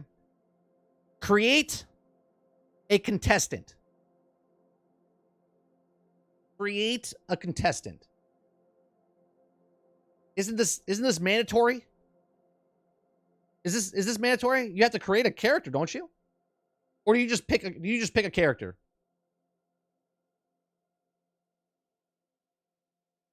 Am I wrong? No? You don't have to create a character? You can just play the game? There's no contestant to create.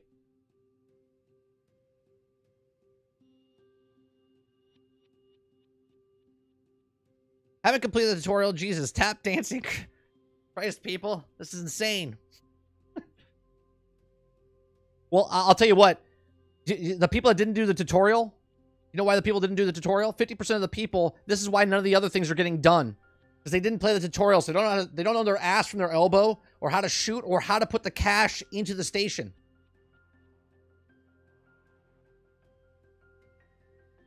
Create is like building a loadout. So you're telling me to create a contestant.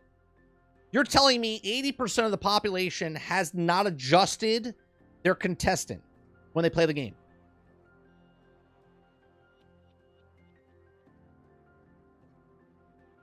Download to play later or have no skins in the game and quit 5 minutes in because you think it's kind of dumb. It's like the Game Pass effect, but for free games. Still proves my point that people download, buy, purchase, rent, and they don't play the game that they did.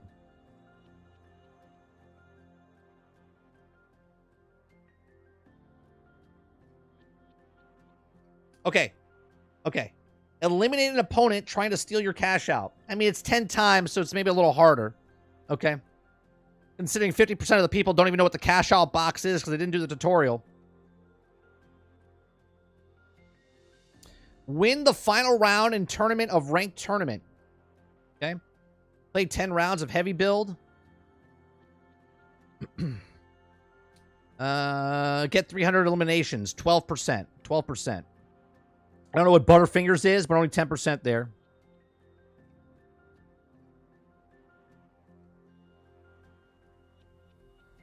Win a round in any mode without being eliminated. That's pretty hard. That's pretty hard. Let's see.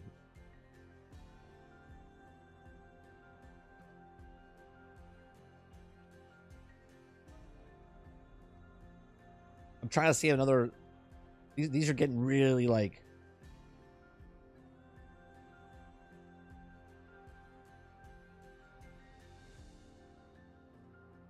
Yeah, those are... I mean, it's ridiculous. Which one did you want me to look up, Dave? Deadpool?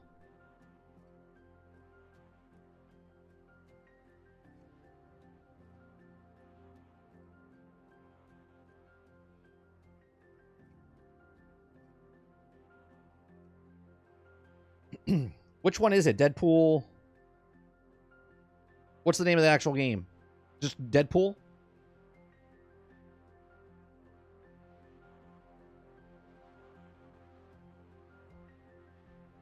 I see the pinball.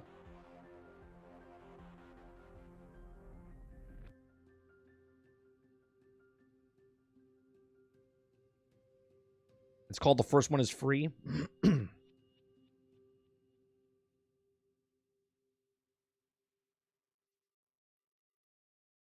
Oh, you're talking about the thing. Yeah, but what's the game called? Just Deadpool? Just Deadpool by High Moon Studios.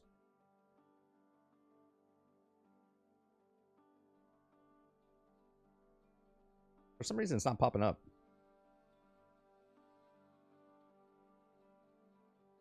Relevant.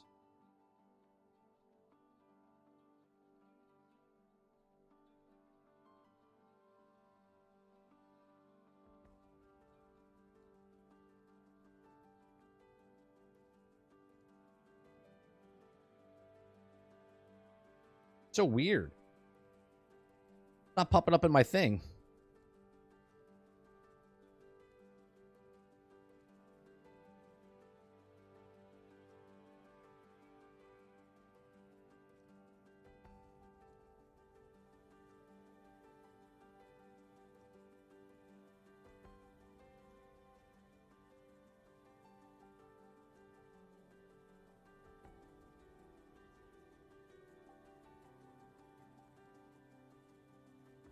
Are you talking about, is it on Steam, Dave? Or are you talking about in a different thing?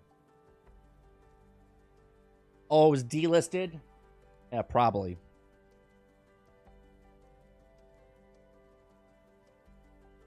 Unless you bought it. Got it, Quintar. Thank you.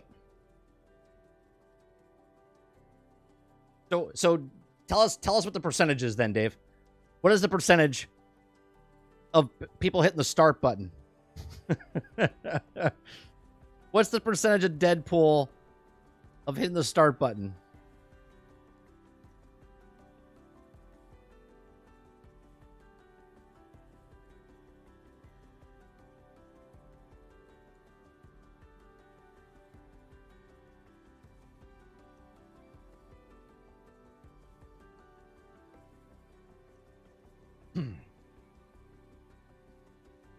Yeah, take your time. You got the link, 30? All right. Put it in a Discord.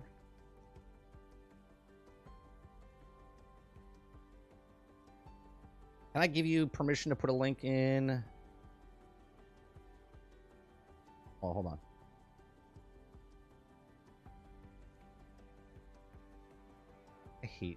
I hate that little thing in the bottom. I can't click on your name.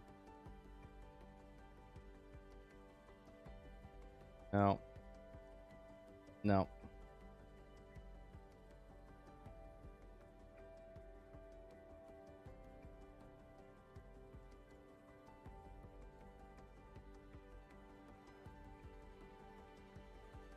I played finals and haven't beaten the tutorial because I did it in the beta.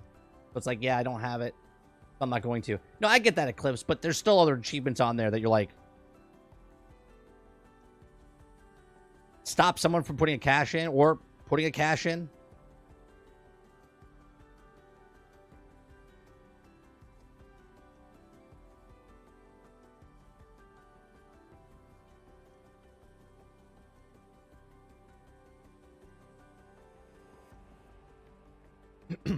It's just a little absurd.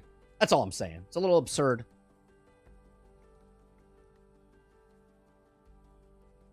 My whole point is there's tons of games that people buy and then don't play.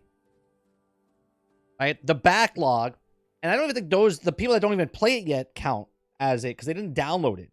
I think if you download it, I think obviously it's on your thing, so it's like, okay, and they haven't played it. Okay, most people get the trophy. It's 97.8. Thank God. Can you imagine if it was like 50% and all you had to do was press start? I would have lost hope in humanity of games. Can you imagine? Like, all you have to do is press start, and they didn't press start, and you're like, how is this possible?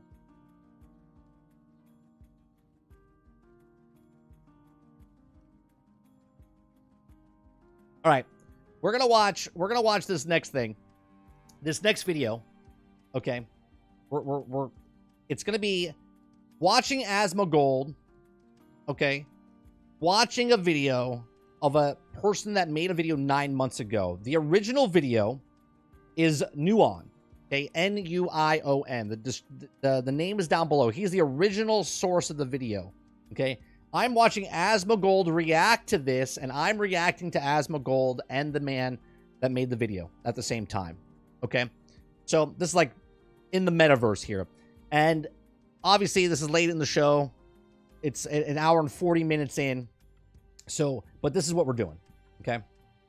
This is about a game called Windfall. Now, we watch Force Gaming all the time.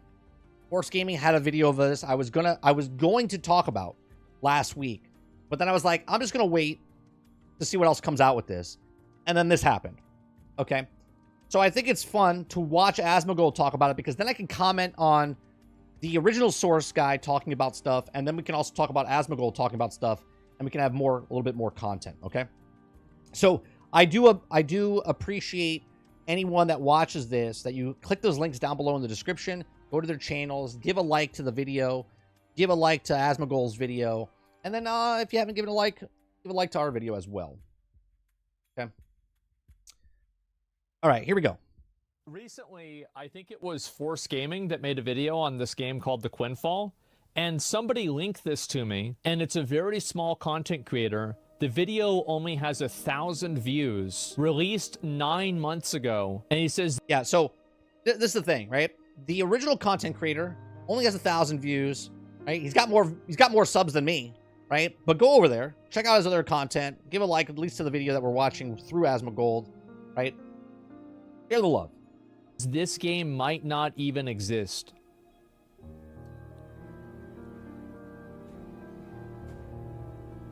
Bro, my video? Wait, is it?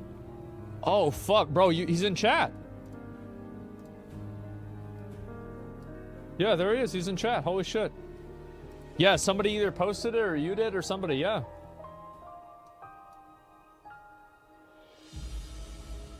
Oh, he's also a Monster Hunter player, too. Let's see this. Yeah, this is some of the gameplay. All right. All right. Wait a second, I recognize that.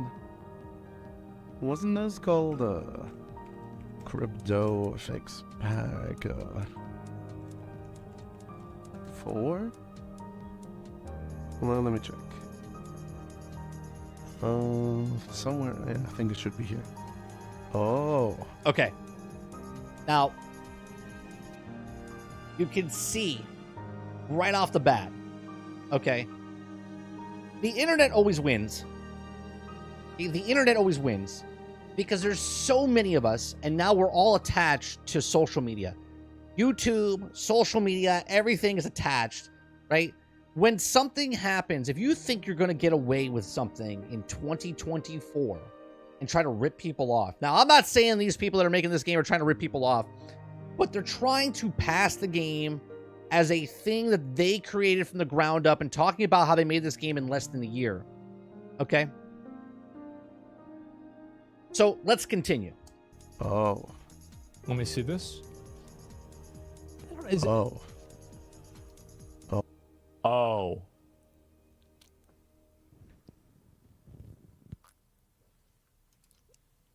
Oh no.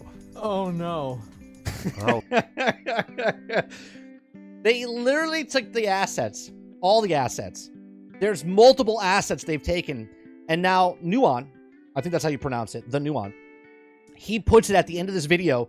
He adds it all up to make what this trailer cost them to make this trailer because they bought all the assets, right? How far does this go?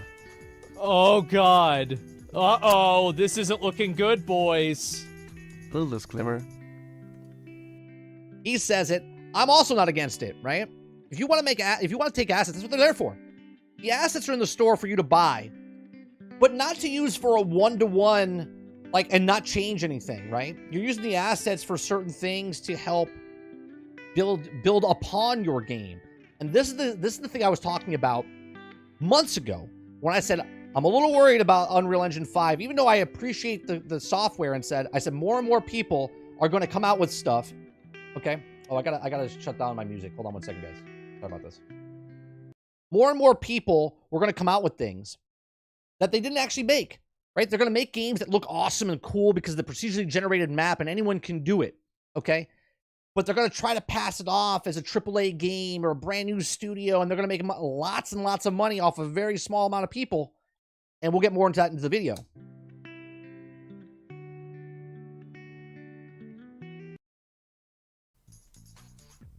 I am not against using bought assets from stores.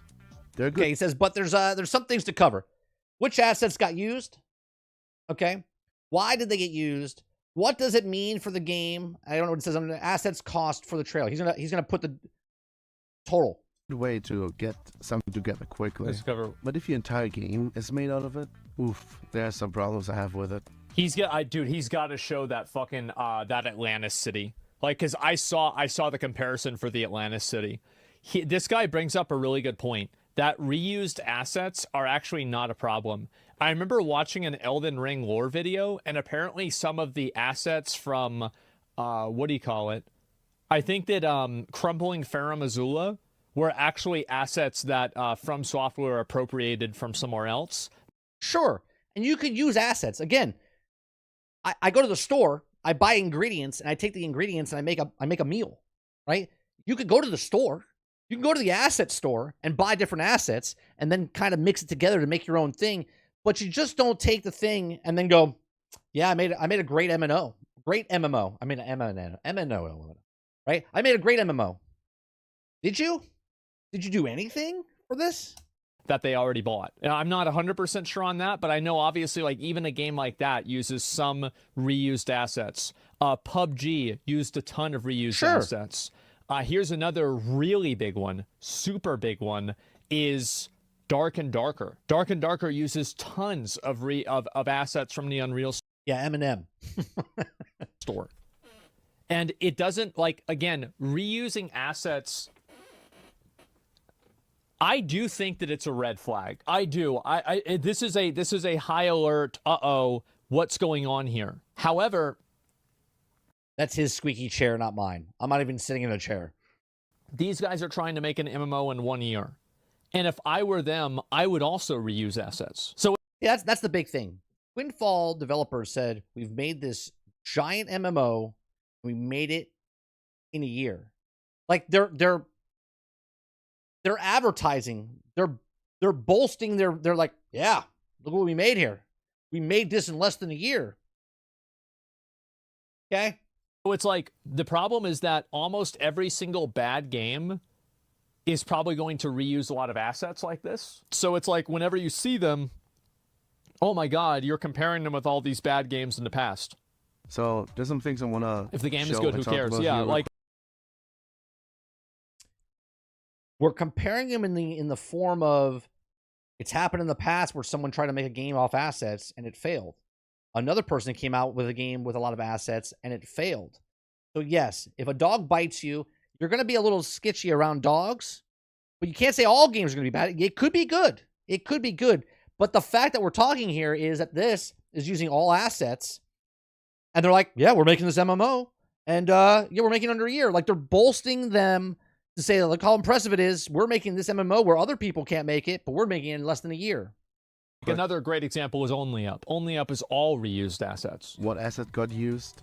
Why did they got used? And what does that mean for the game? Because some of them have some implications. Yeah, okay. Also, because it's fun, I'm gonna make an estimated cost for the trailer. Alright, so we got the basic attacks here. Like, watch this. Sure. And we start off with the slam, which is clearly realistic effects pack 4 from crypto. $42, okay. Also, I'm gonna analyze all enemies and player models too. So the first enemy here comes from this pack. Look at this.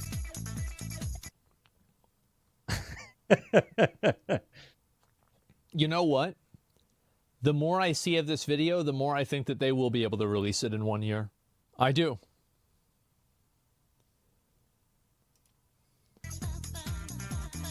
Of course, yeah. Yeah, because they're not doing anything. They're just taking the assets and putting in their procedurally generated world that the AI made for them.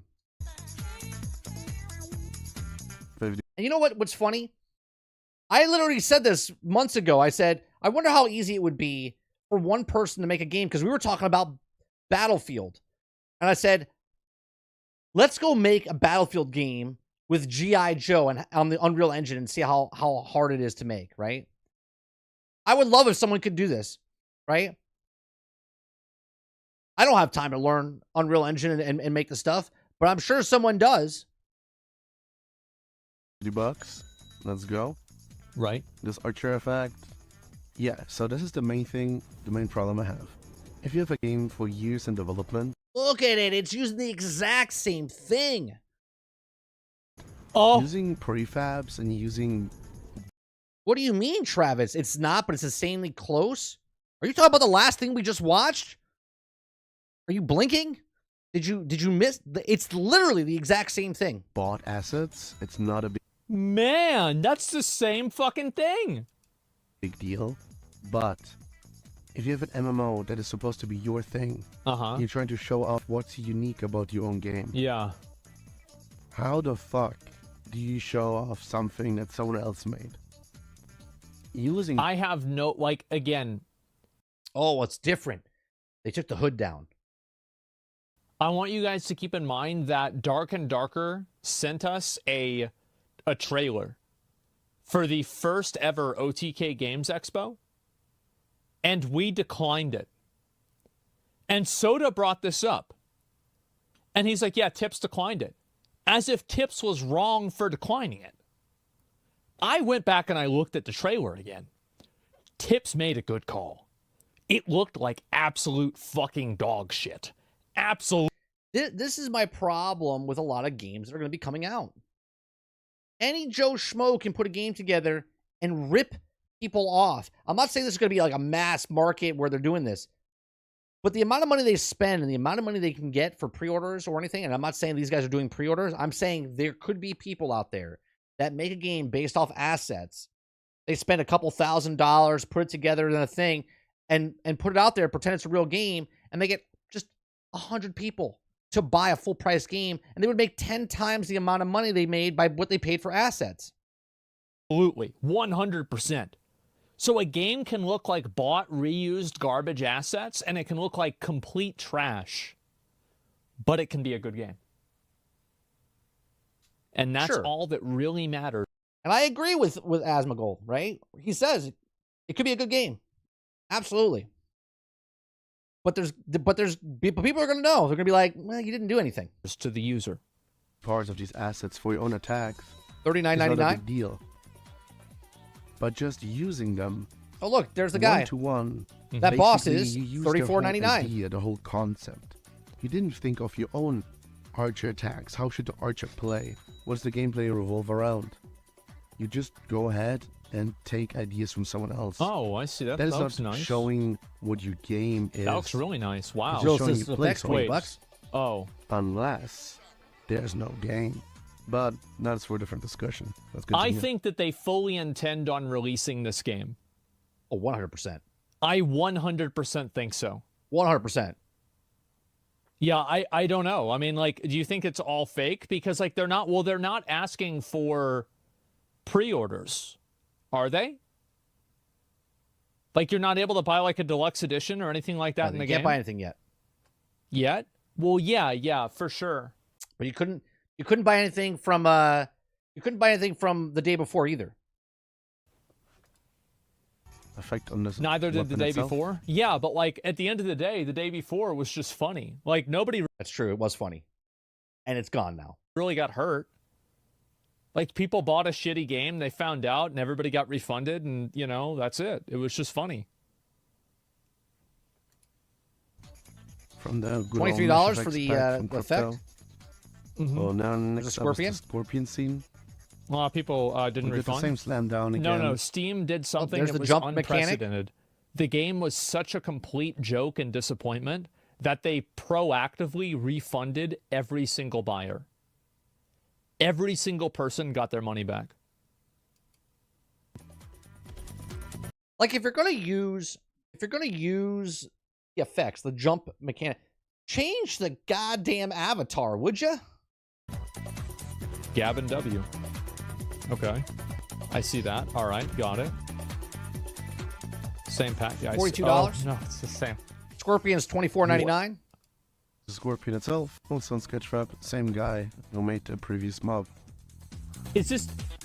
Wait, was anything original here? Here's the ice effect. There's the staff. Mage. Oh, look. It's just a no way. The ice thing. Ice instantly crumbles. His hand goes up like he's supposed to hold the staff. Oh my god. He removed the staff. Oh no. There's the staff. Dragon attack, also one of the things I forgot that this. Oh yeah, that one looked really cool. That's the asset thing that they're showing. This is the asset thing. I've seen this prefab used many times before. $42. There's a dragon, $24.99. And then also going around, well, same guy also made a dragon. Here I synchronized. So the same guy, so bro, he's got him coming and going. He gets him buying the dragon, and he gets him to buy the spell to kill the dragon. Yes. Yes, he does. God damn.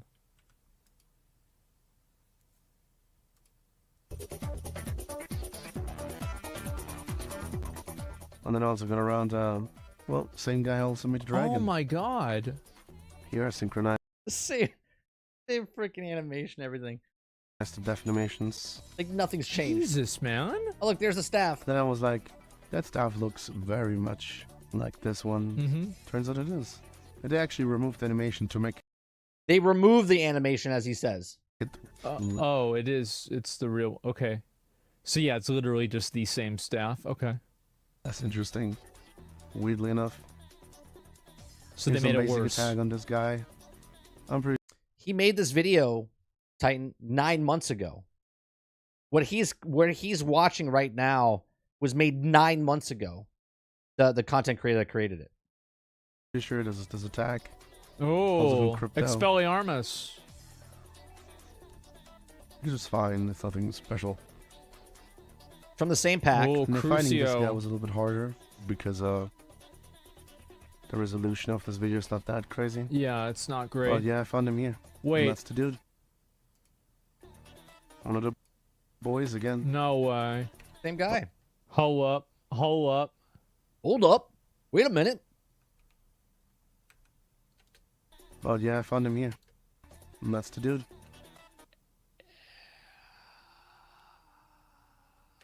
One of the boys again. Ah, There man. he is. Man. Look. Well, this cave, I couldn't really find the cave itself, sadly. Uh-huh. They maybe made the cave. That's good. Who knows? Well, I mean, they bought everything else. I would assume that they bought that one too. You know? But yeah, the same guy, different pack. Okay.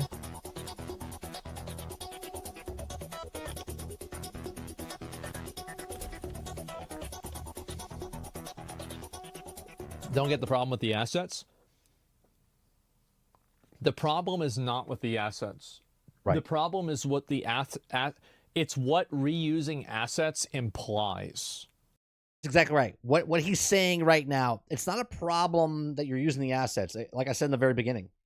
Okay, you're okay to use assets. Okay, they're there to buy.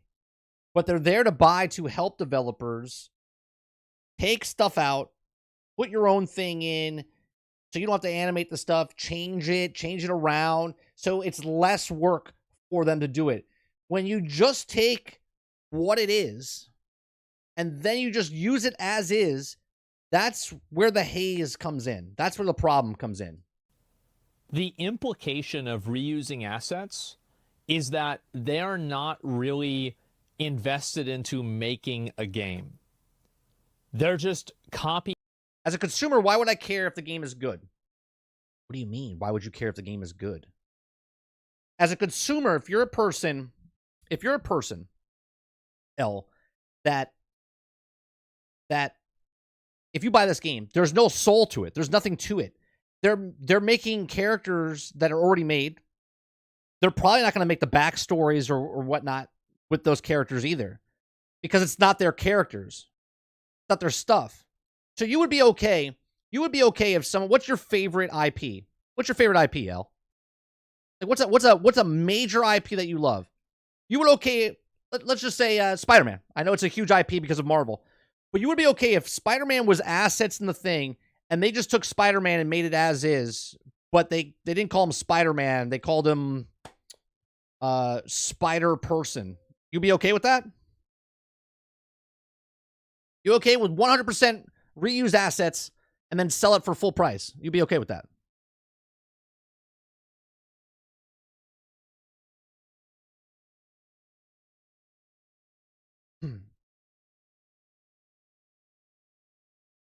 Sounds like a kid game.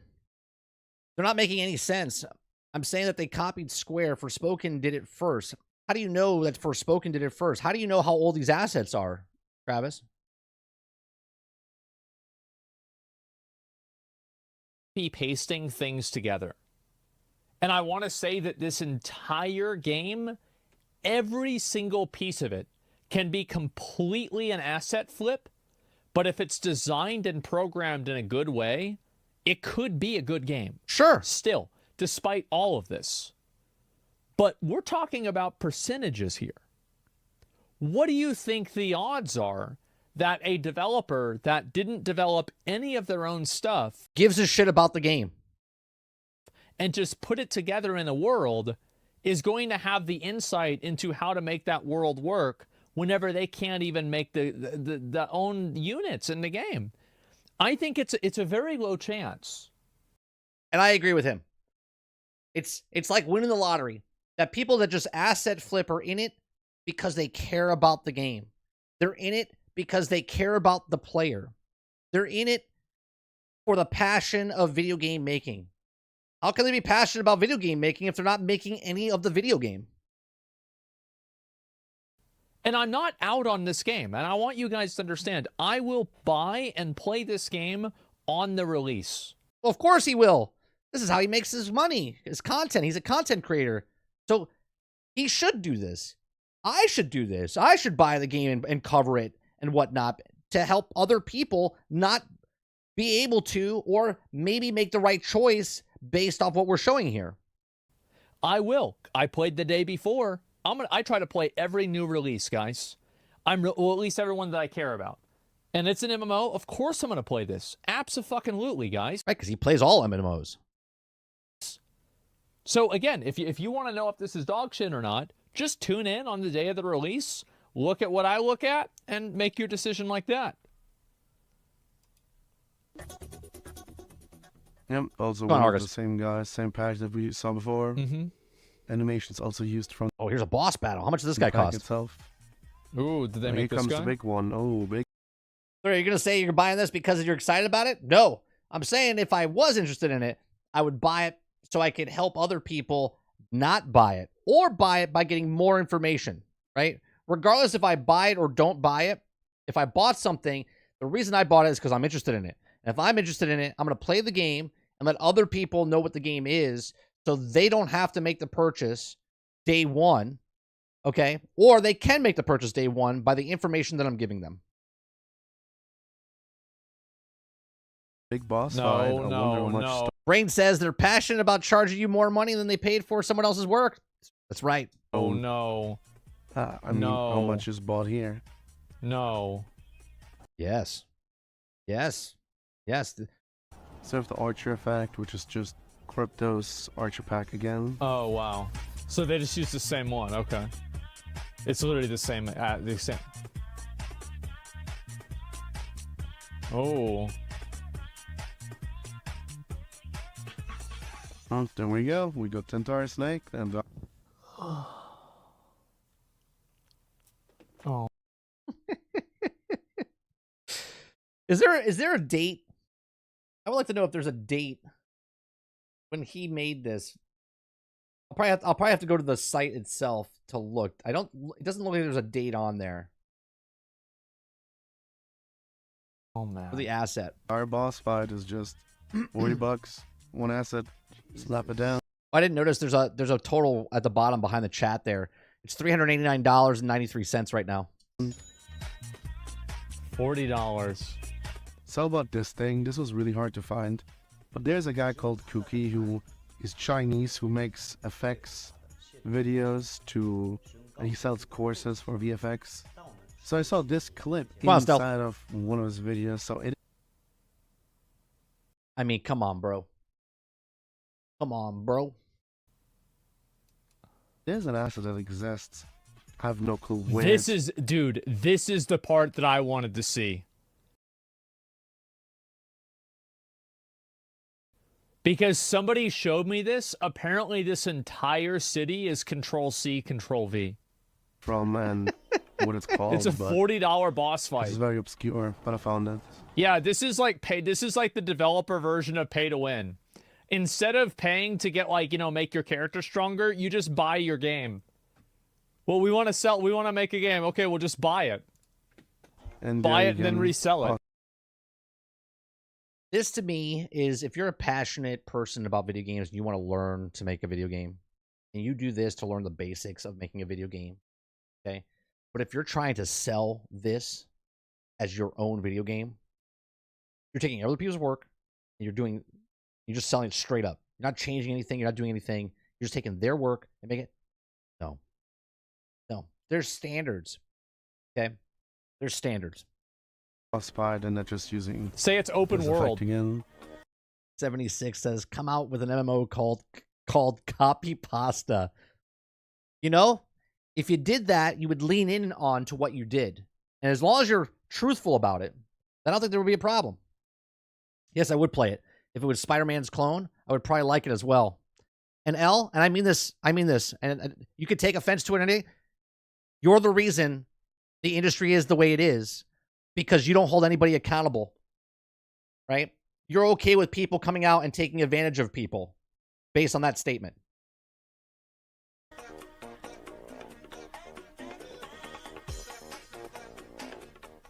Yeah, the boss itself, of course, the little flying golem thing. Of course, also. Didn't they show something that looked almost exactly like this in one of the first Unreal 5 showcases? I remember looking at this and it shot like red beams. Oh, there it is. We found the it. Scene, I was just lucky to find that. Oh, $35 for It's this. all Oh, packed we found... on some. That's the Elden Ring one, right? Now the difference between what Elden Ring is doing and what this MMO is doing is they took assets and they turned it into their own. Ruins, just used kind of one by one. Pack.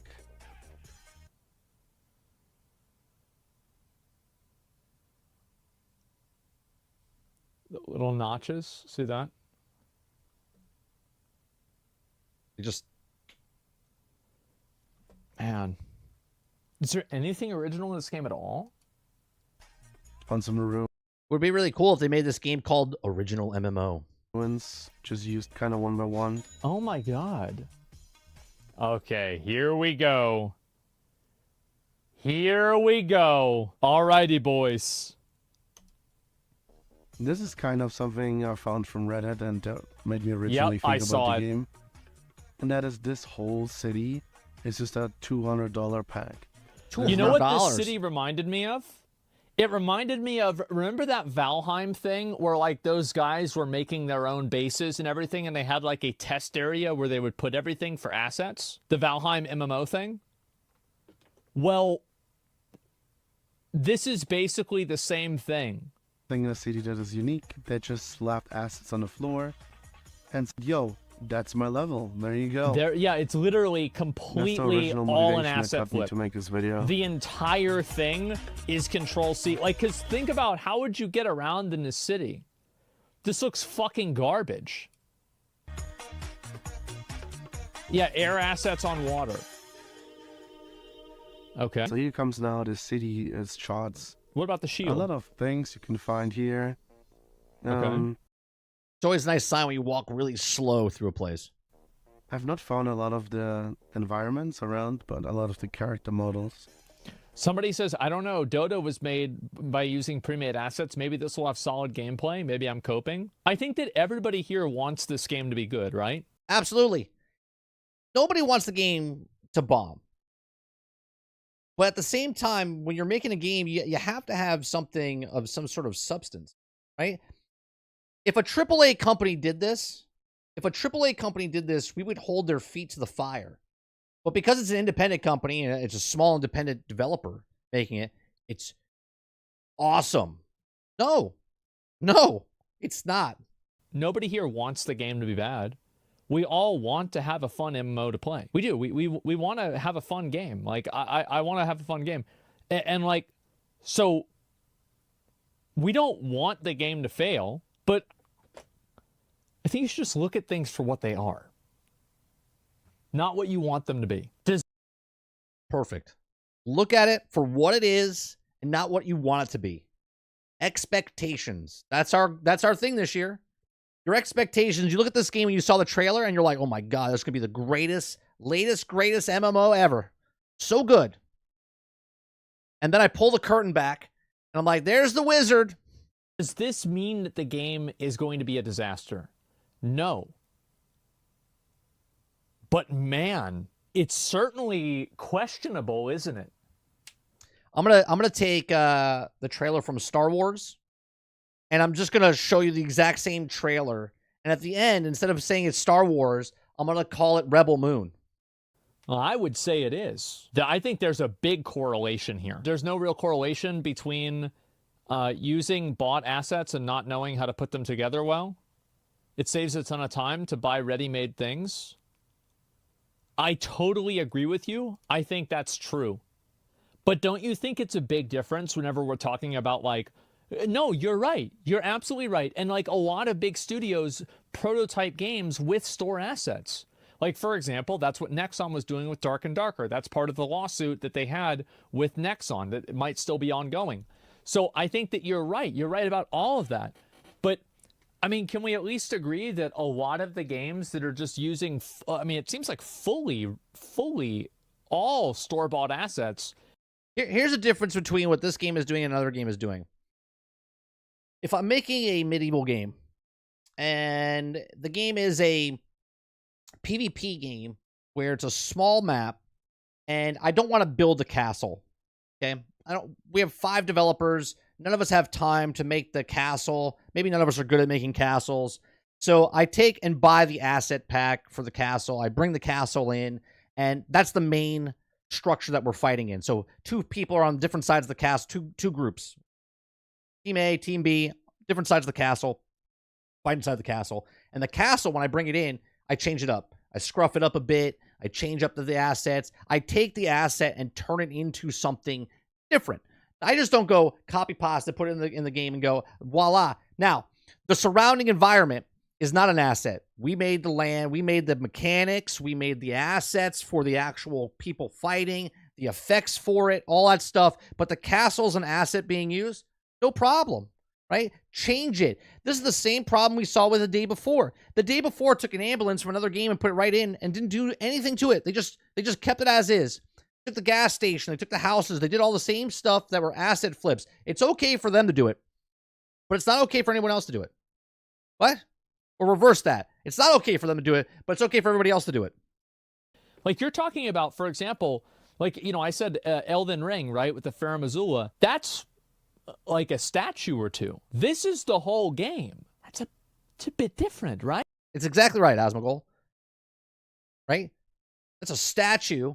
This is the entire game. Asset flipping the entire game is an asset flip. Right? I mean, that's a very big difference. The real problem is, as you said, you bring up a really good point here. With bought assets, it's really hard to have consistency in style and mechanics. And what's going to happen to expansions? Completely different pack and style? Yeah, it depends, right? Well, you can't come out with DLC until someone else makes that DLC for you asset pack-wise. Depends on what's on the store. So here's an example from the developers from one of the packs. And that's this guy. No, it's you can't be sued. Dress. Travis. It's just prefab slapped in. Yeah. These have been used throughout the video multiple times later on. $399 for that. They're up to $1,463.92. In this area, this was random. I just looked through assets and I just found that everything lines up completely perfectly in this one. What? It's called like Merlin's It's another $109.99. Cave or something. Wait, hold up. I just looked. Oh, look, they put a different filter on it. They put a different filter and they changed the camera angle.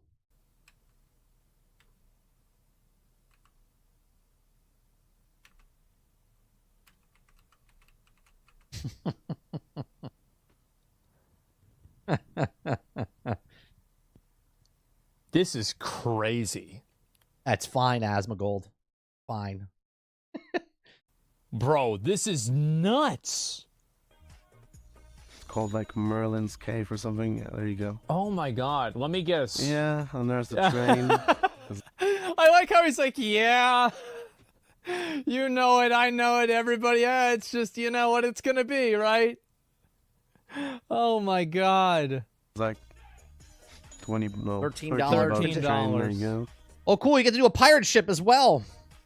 Funny enough, this whole They went on a ship shopping is also spree an for asset they just Unreal. bought. Yeah. But it was supposed to be a level, an entire level, not just one boat. It's supposed to have like 4 or 5 stories of like rooms. There's the Kraken. Looks awesome. Yeah, I always thought that like this was obviously an octopus that was basically T-posing upside down, right? That's just the Kraken, most popular asset on Sketchfab, one of them, but just rotated upside down. Actually, He literally called it. Literally called it and said, "It's always seemed like it was a octopus just flipped upside down." he has little legs. That's what I fucking thought. Nice. Yeah, that's what I fucking thought, man. But they just moved it upside down like this. That was fucking hilarious, to be honest. Oh my god. Yeah, and there's a lot of other assets I have not found. Like the Snake Man. I'm sure these must be real. A lot of the environments. Nope. Stuff. But Yeah. to the point where I found basically every enemy used. Oh, the Most Well, characters. you have maps. to also keep in mind The maps are just AI procedurally generated, though, which is fine. If the maps are procedurally generated, fine. that this game was generated in Unreal, and Unreal can just procedurally generate this. Like, I've seen videos of Unreal, please make me a mountain landscape. Boop, there it is. Yeah, they can just send it. Yeah, exactly. Yeah, that's what Starfield's doing with the 1,000 Planets. Models, almost all effects of the game. I wouldn't be surprised if there's like way more that is just bot asset slapped together. They maybe did a little bit of something. Like, it's hard to tell if they actually did hitboxes and collisions and actually a fighting like a system, or if they just animated it and made everything look like it actually has a system. Yeah, that's what I'm kind of... So he's thinking like the game might just be totally fake. Oh my god, if it is, I really hope it is, bro. I'm gonna get like 10 YouTube videos out of that. It's gonna be so good. You listen to him. He's like, "Yeah, I hope it is." He's gonna make like 15 videos off this thing. It's gonna be a gold mine for him. Oh my god, please be fake. Please be fake, bro. Please be fake. I really hope it's fake, guys. Yeah, please be fake. Oh, it's gonna be Some so good. AKA Because like then fake. I get to make my video, the second video, the third video, reacting to people on Twitter, watching the Act Man's video about it, watching Lazy Peon's video about it, watching like a retrospective on it a year later from Internet Historian. Like, I'm talking about like, bro, this is a vacation. There's enough content here for Asmongold to like start another business from this. This is a long-term plan, okay? Game, right? They just keyframed the attacks, keyframed the knockbacks, stuff like that. Yeah. We don't really know. There, Travis. And that's the thing. I just wanted to put this video out as a warning. Yeah. That not everything you see as face value.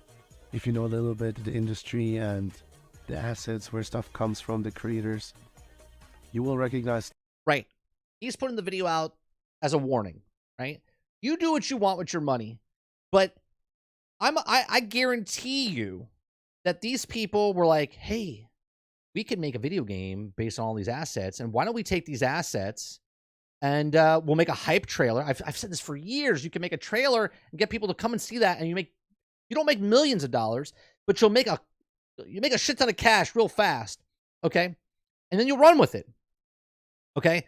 So if this MMO, and I'm not saying these guys are doing it, I'm saying there could be people out there that take the Unreal Engine, asset flip stuff, and if they spend a couple $1,000s making a hype trailer, and then they get pre-orders, and I'm not saying these guys don't have pre-orders yet, but I'm saying down the road, someone could do this. They can make a hype trailer, people get pre-order, and they run with your money, man. They run with your money because they don't need millions of people to get the money. They only need a few hundred of people to give the money. And they flip the money, right? If they spend $1,000 to make the asset trailer, they can make a couple $10,000, $12,000, and they're gone. Stuff really fast. Yeah, this is really good insight. I had no idea about any of this. Well, I did about, like, for example, like the water area, but I didn't know it went this deep. I thought it was like just a couple of things. I had no idea it was this deep. Holy shit. This is like the entire trailer. So if this game exists, It's or like people are not, saying, "Oh yeah, well it's okay to reuse assets." Yeah, but what about if you only have reused assets? it's up to the debate. But it costs. The storefront wouldn't be accountable though, Titan, because that's like YouTube taking accountability for people's content. They don't. It's an algorithm or whatnot. The storefront's going to take people thing in, and if something happens, they'll take it back. You as the consumer have to be educated on what the stuff is, right? And this guy Nuon, who created this video, is doing that. He's giving information. Asmongold happened to pick it up, and now I'm covering it as well. No one's going to see my video except for the people that are here, right? Maybe a couple hundred people see it afterwards, right? Millions of people are going to see it with him talking about it. Cost him $1,696. So $1,696, he says. And 90 cents. Damn. Nice. Also, why would they take so much money? If they're able to put out pre-orders, and let's say they do the... Wait, did Okay, so he's saying it right now. Okay? If they take pre-orders, again, these guys don't have pre-orders up yet. Okay? Or if they're going to charge, I don't know what they're charging, right? I want to make that very clear. I'm not saying these guys are taking pre-orders or anything like that. But just look at the price point. If they did, he's taking this from another game. Right? He's taking this from another game. Right? But if you take pre-orders and you're charging $24.99, or you're charging $49.99, or if you're charging $100, and you're just so hyped, your expectations for this game are through the freaking roof. You're like, this looks so good. This is the game. This is the game I've been waiting for my entire life. How many people they need? They had 1,600. So they only need 16 people to make their money back at the $100 value. Just to make their money back. do they have pre-orders? The Quinfall on No, they don't have Steam, pre-orders. add to your wish list. Okay, so there's no way that you can buy it right now at this current point. It's $100, like Yeah, this was $100 Lost Ark. to play the game early, etc. Like, Do you remember Well, back the fucking the red Cerberus, bro? I remember that fucking that. God, bro, I remember tweeting at them every day. of other The red MMOs do. Cerberus. They only need 16. They need 16 people. They only need 17 gullible people. 17. They're thinking like, okay, so in order for us to make our money back, we have to sell at least 17 games. He's making fun of it, but yeah, that's what it is. Scammers are scammers, man. Scammers are scammers. And anything on top of that, bro, like that's If I buy one PlayStation, it's in stock. I buy two PlayStations, and I sell one for overprice, okay? I make all my money back on my PlayStation. And my PlayStation's free because you paid for it, right? I spent $1,000 to get two PlayStations, and I get $1,200 back. Made $200 doing nothing, right? Capitalism, baby. that's in the green, bro. We gonna be rich, man. Imagine if we sell like 100 games, bro. They sold 100 games? That'd be good. Couple hundred grand? Oh, I buy a car with that shit. To Oh my recoup the God. cost. I'm sure the trailers are a little bit more because I couldn't find all the assets. Wow. But think about it. They need roughly 20 people to fall for this. Right. And that's the way he just worded it. They only need 20 people to fall for this. They need 19 more people. L's one of them. And just buy the game. So please, do not pre-order this game Only or buy 20 it people. unless we 100% know it exists. Yeah. And it's not just animated. Guys, you don't It's need not to just- worry about it, okay? If you want to pre-order the game, make your own decision with Exactly right. Make your own decision on it. Just give it information. your money. You now have the information to decide what you want to do. I will be buying the game. I will He's going to be buying the game because he's going to be making a shit ton of money off of it. Right? Money talks. buy it early if that will allow me to play it on release. I'm a streamer. It's my job. And you can watch my stream. And here's the best part. What I love about it. He's straight up. He's telling you, I'm going to buy the game. I'm going to play the game because that's what my job is. Right? So you don't have to make the same mistake. Get entertainment, play, whatever. watch Josh Strife Hayes, watch Lazy Peon, watch Actman, watch S-Fand, watch anybody else. That Lyric is probably going to play this, Summit's going to play this. All these guys are going to play it. Kira. I'm glad So you're enjoying just it. Just watch one of us. If you want to know what the game is like, watch Scripe. Oh, Scripe's in chat. Yeah, he's going to play it. There you go. Shroud will definitely play this. Then have a maybe not definitely, but I think he will. Them. We don't know what this game is gonna be, but everybody knows the trailer is way too. And heads up on this guy, right? Nuon, right? For what looking this and going, wait a minute, I've seen this before, right? And the internet wins again. You can't hide from the internet, right? You can't hide from the internet. The internet will find out, and I guarantee you, these guys were making this game, saying we're making an MMO, right? There's AAA companies that take 6 years to make an MMO. These guys are doing an MMO in 1 year, and you're like, what? No way. There's no way. And then this is 9 months ago when he saw the trailer and he made the video and went, wait a minute, something's fishy here. Way too crazy on everything that it's too copy paste. Time it's travel, too much, etc. Just please step back. Jesus. Stop pre-order video games, okay? My whole thing is, you buy what you want to buy, right? One of my major things about this channel is we have fun talking about video games, right? People buy it day one, people pre-order and stuff. My only thing on this channel is to give you enough information, to give you educated enough so you can make your own choices, okay? Spend the money how you want to spend, okay? But on my channel, I try to show certain things so people have the information so they can spend their money smart, okay? Bro, look at the date. Look at the date. 2012. Look at the date, bro. I've been saying it for that long. Longer.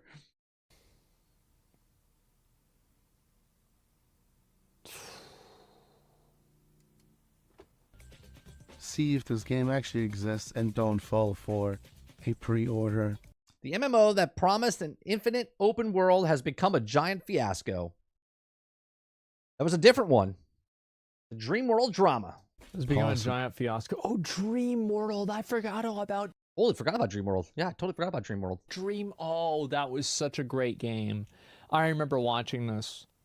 The trailer has 0% chance to exist. Well, here's the thing, right? Is like, again, I don't really see a big difference between pre-ordering and buying a game on release. I think the problem is that people don't make informed purchases. Thank you. The only information that they have from a purchase is a trailer. And I wish that there was a way that we could kind of, like, I don't think you're ever going to be able to reach the masses with this, because the masses aren't interested in consuming third-party gaming content. Exactly right. But man, I really wish that you could. Scam. Oh, a pre-order from FromSoft? Yeah, true, man. Like, what a good fucking video, bro. I had no idea about any of this shit. Yeah, both their channels are in the description down below. If you're watching this, head on over to Asmongold's channel, click that like button because we watched his video, and then also go to Newton's channel, okay, or Nuon's channel, and hit the like button on that video, the original video, because it only had at the time. I'm sure it has more now because Asmongold watched it and people went over there. Here, I'll link you guys the video. Give this a like. The guy made this 9 months ago. He's actually in chat. Let me see if I can find his name again. Because, yeah, he was just, like, randomly here, man. Let me link it to you guys right here. Yeah, there. What's the odds? What's the odds the guy that did the video happens to be in Asmongold's channel? I mean, it's pretty good, I guess, because a lot of people like watching him. There it is. Holy fucking shit. Yeah, let's go. Oh, yeah, there he is. Bro, so I'm going to ask you, like, obviously they came up with, like, a couple of updates since then. Check the comments, please. I did some funny. I love you, Asmon. Thanks for coming to my tiny channel. I will make a follow-up video. I found some... It had 1.1 thousand views, and this video I think he did yesterday or 2 days ago. Bro, I was literally just about to ask you, what do you think about the new stuff that they released? But okay, there it is. Holy fucking shit. Oh my god, I can't wait for it. God damn. Oh my god. So 9 months ago. This guy knew, man. This guy fucking knew. Thank God we have people that actually have insight into like the you know, game development business who can talk about this. This is, you know, we're very lucky to have people like this that can communicate and all that. Yeah, I'll be very, very, very excited to see what happens in the next one and to see if this gets any better. Abso-fucking-lutely. Yeah, he knew. And so that's why the dev can make the game in 2 to 3 years. Yeah, exactly, bro. Like, somebody needs to show this to Force Gaming so he realizes how can they do it. We'll watch Force Gaming's video on this as well when he makes it. I know how they can do it. Here, guys. Here, let me write an essay, okay? I'm going to write an essay really, really fast, okay? Okay. Oh, wait. Okay. Wait. Okay. Oops, I need it. See, it has to take a whole year. Oh my god. Look how fast I'm writing. Oh my god. Oh no. Now I can be a developer for Quinfall. Recently. Nice. That was good. That was good. That's great. All right, I want to see how many views this guy's got on his video now. Okay, well, his video went up. Yeah. It went from 1,000 views to 14,000 views. 14,000 views. Because Asmongold's like Oprah Winfrey for channels. Now, it's good and bad, right? It's good and bad because if you're a small content creator and you're not making content and he happens to watch one of your videos or some other big content creator also watches your video and reacts to it, you get this influx of people that come to your channel, which wrecks your metrics. Wrecks your metrics. Because if you're not making anything and then you have the influx of people, these people are not interested in what you're doing. They came because they were told to come and give a like or whatnot. So it's a double-edged sword when you have stuff like this happen. It's a double-edged sword when you have stuff like this happen. Like when I watch my videos have a consistent amount of viewers, right? 200 is the norm. Some videos go over and above 500, 1,000. Some go over to 10,000 and whatnot. But the most part, they're average. So I know when I put a video out, the average is going to be about the same.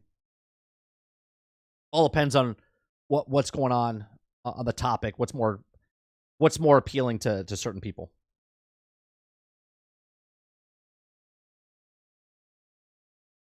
Is this not scheduled today? Oh, yeah, today's Monday, right? Why didn't this... We had to talk about the shadow drop thing. I don't know why that... Did that not go live?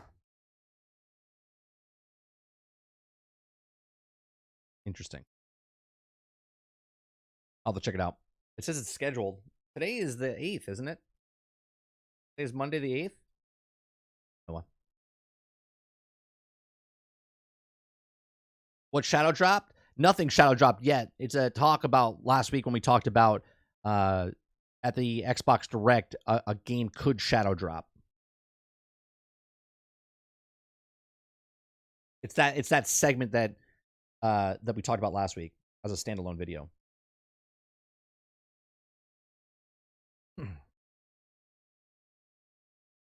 So I'm playing Ghostbusters Ghost Unleashed or Spirits Unleashed. Spirits Unleashed. It's actually a pretty fun game. It's a prop hunting game, right? I played about 4 hours of it right now. And it's actually pretty fun. You could play private server and play single player with the bots, so you can get better at being the ghost or being the Ghostbusters or whatnot. It's matchmaking. You go in and you talk, but you play with other random players, and it's a fun little thing, right? And there's a lot to do in the game as far as leveling up, as far as different ghosts you can unlock and different variants of that ghost. And then there's Ghostbusters, and it's almost like the Sea of Thieves mentality, where you play the game, do quests, do different things, get XP, level up, and then everything's cosmetic. The difference between Sea of Thieves and that, there's no microtransactions that I can see inside of Ghostbusters Spirits Unleashed. It's all in-game. Like, you just unlock it by going up levels and whatnot. It's actually a pretty good game. So I've been playing that with my son. We've only been playing for about 4 hours. He's been playing it probably longer than me now because he's playing it this morning. It's actually pretty fun. Eclipse says, have they said anything about the Silk song? Because that would be an awesome shadow drop, just saying. Oh, that could be. No one, I don't think they have, Eclipse.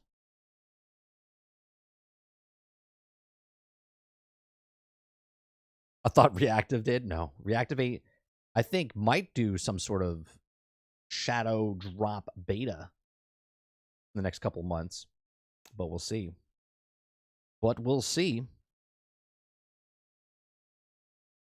So that's going to do it for me today. I do appreciate you guys coming out, hanging out with us. If you like the content that we do here, make sure you hit that like button, hit the subscribe button. If you'd like to go above and beyond that, become a member as little as $5. Quintar gifted 5 memberships earlier in the stream, and I do appreciate you very much for that. If you're here for 1 second, 1 minute, or 1 hour, I do appreciate you. And I'll see you guys on the next one. We have gameplay tonight. I don't know what I'm playing tonight. We might play Lord of the Rings Return to Moria with Akuta Papa.